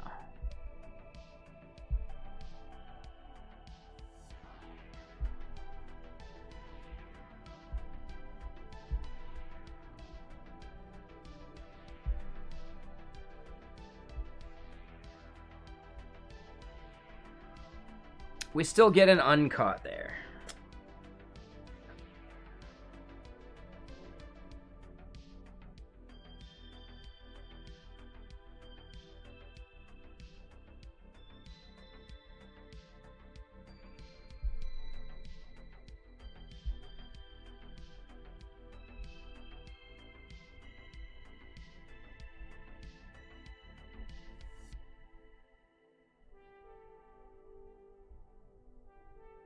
Okay, so here's what I'll do otherwise. We're going to create a whole new folder. We're going to call it demo. We're going to put it up at the top level, if I can.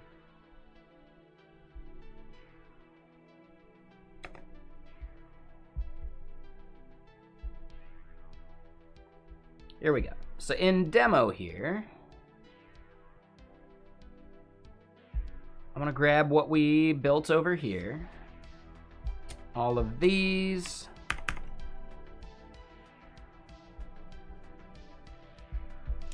Go in there. And we got that libmain.worker that we want to grab too.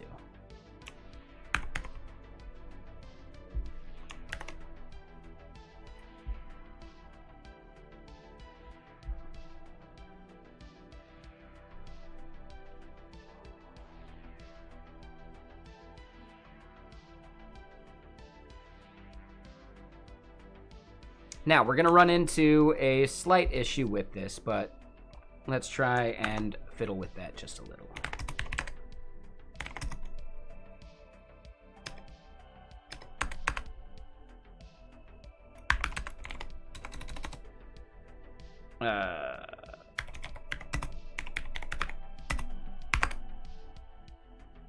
Boom. So we'll do pnpx serve dot. This is definitely going to fail on us. Looks like we had something running on 3000, which is fine. We're going to get a CORS error.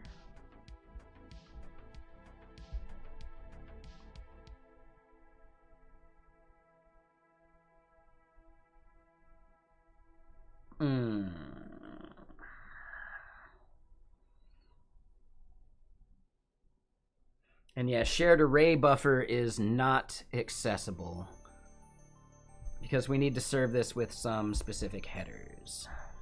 So npm serve. Is there a way to pass headers for that?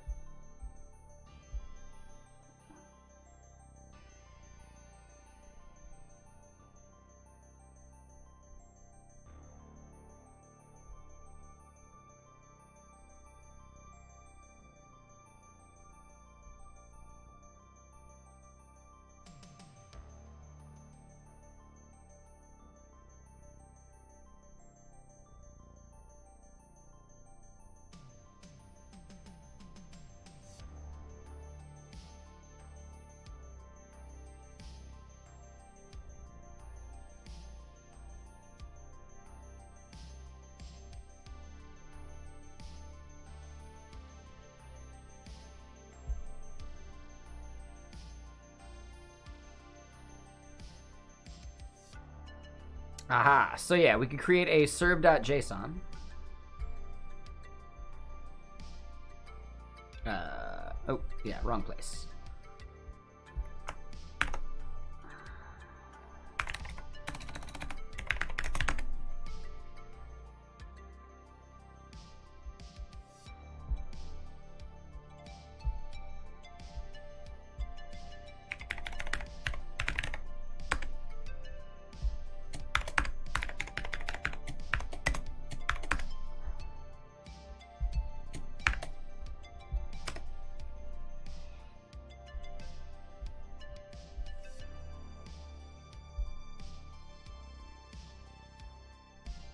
All right, and we had, where is it? Not in drizzle test, it's here in orderly web. Here in Vite config, yeah, this is where we're setting these headers.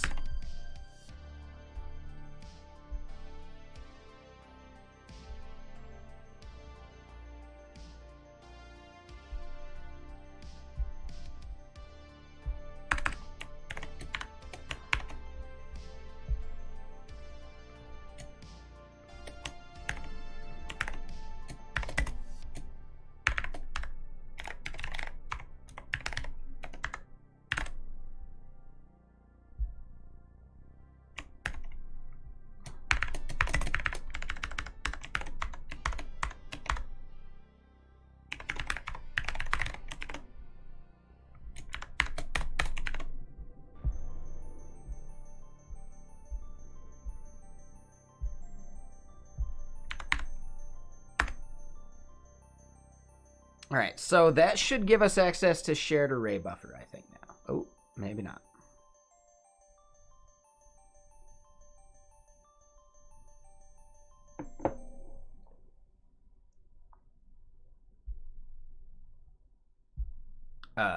When? Really?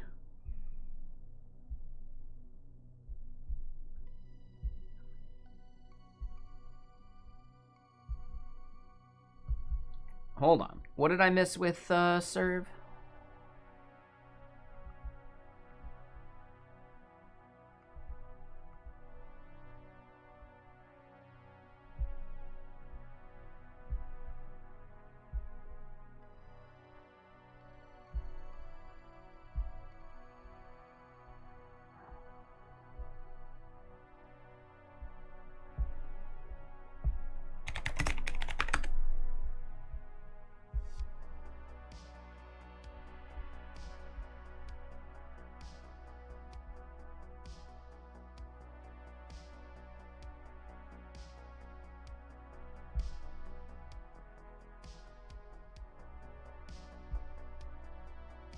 It is an array.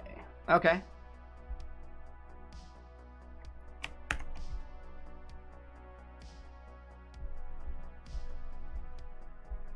Oh, I love this background image. It's so good.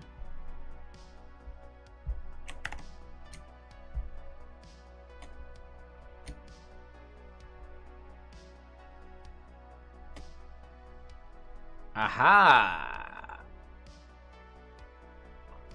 Okay.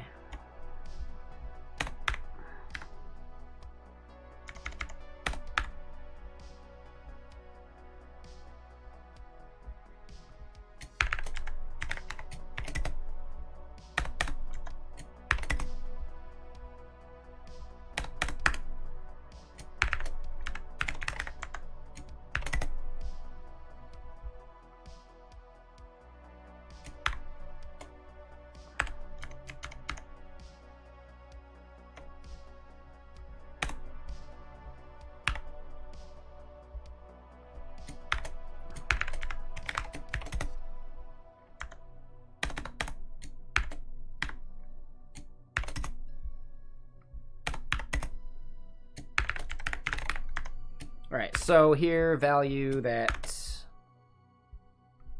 I want to fiddle with this stuff. I think source.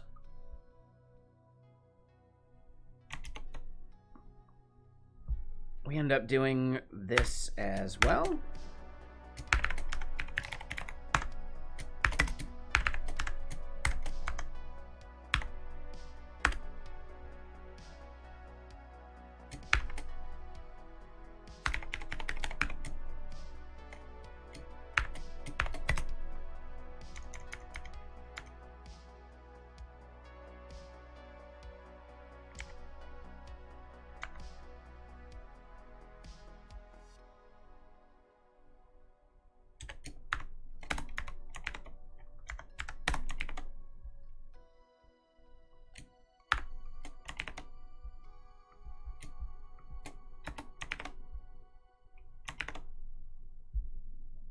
I think that's how we do that.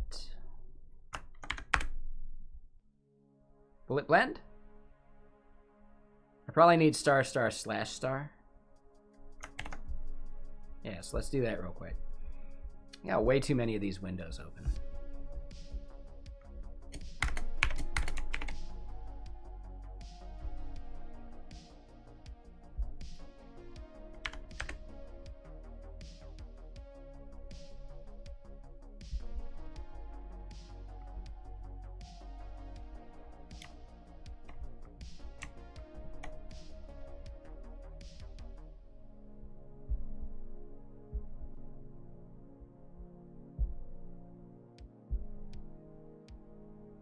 All right, so favicon missing. Perfect. We can do that. I think we get an error from that. Yep. Because he has not opened up those for downloads.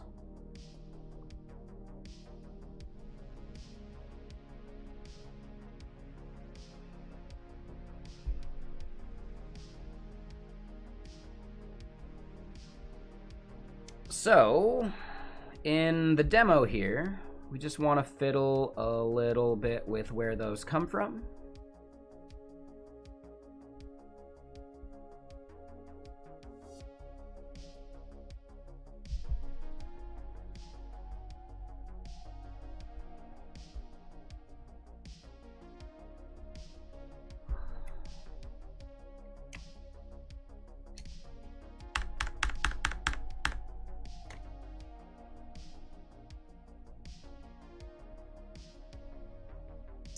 One more thing we need is all of these models.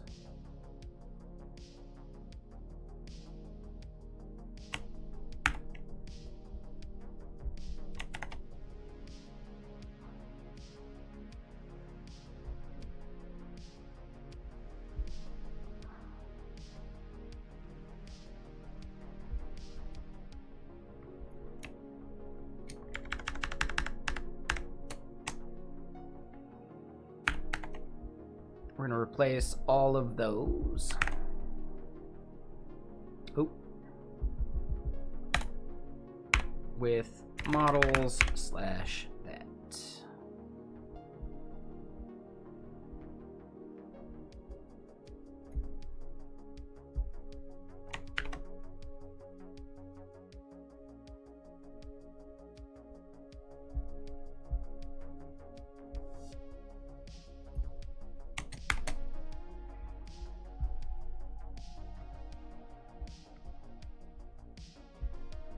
All right, so we get the file.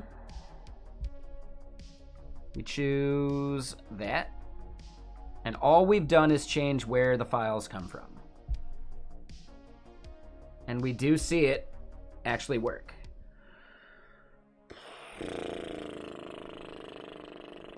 Okay, so we know the models are not an issue.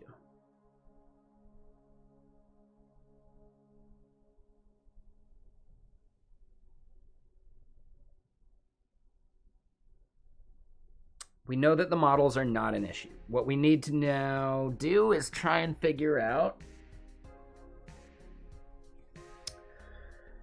how we can actually like script this all together.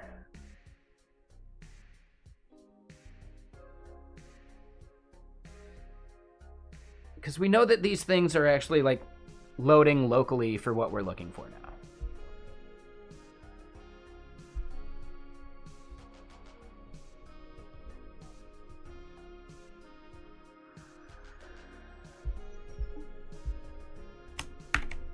What if I take that demo and I paste it directly into public here?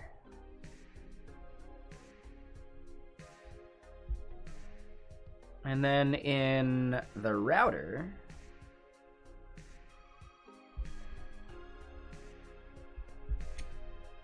we disable that.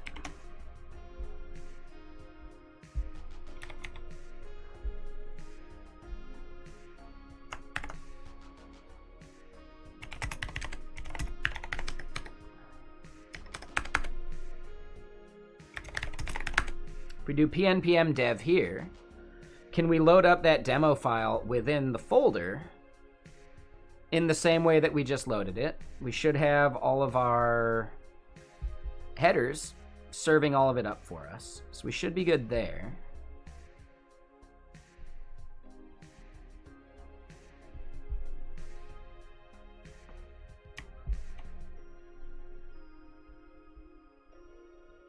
So we get to there, and that's expected. When we go to demo here, do we see that index.html file? We do not.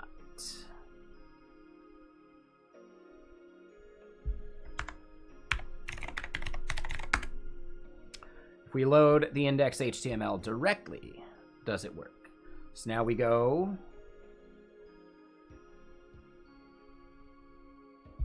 It's not gonna 100% work. Oh, or did it?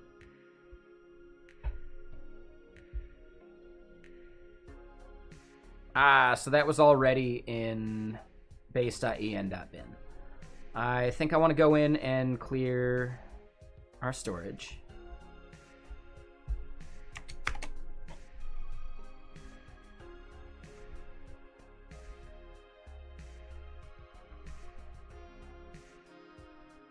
It's fetching just fine.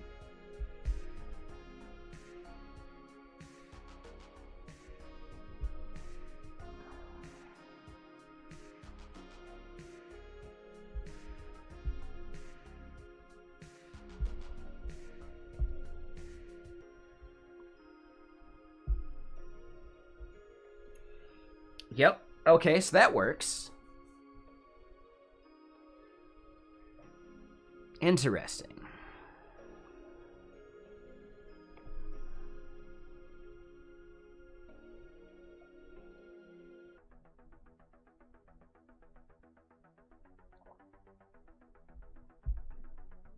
Okay, so let me go use the restroom real quick. Actually, it might be a good time to go raid somebody because it's gaming night tonight. I'm going to play some For the King 2 with Wormbane. Anyone that would like to join, feel free. Just let me know.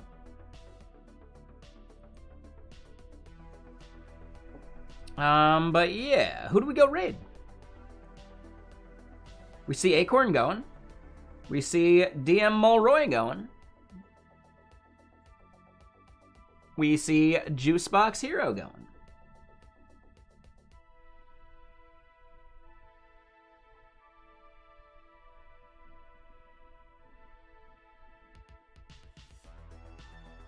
Let's go raid Acorn.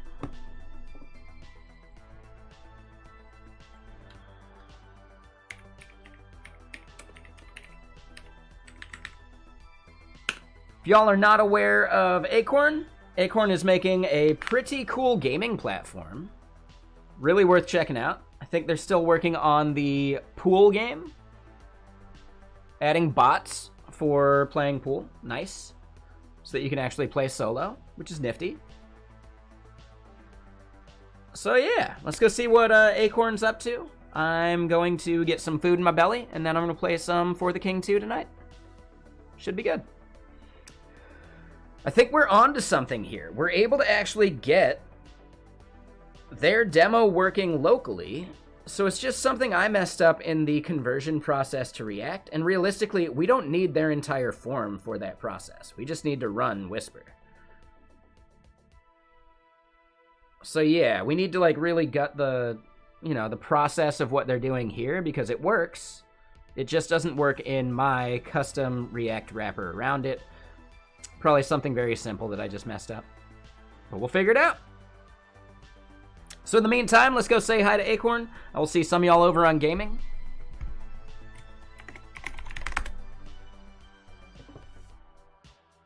Yep. Yeah, thank you for the raid, Jeff. Thank you for the raid, Theo, if you're still out there. Really appreciate that. That was huge. I'm going to stop the YouTube stream, so thank you all for hanging out over on YouTube.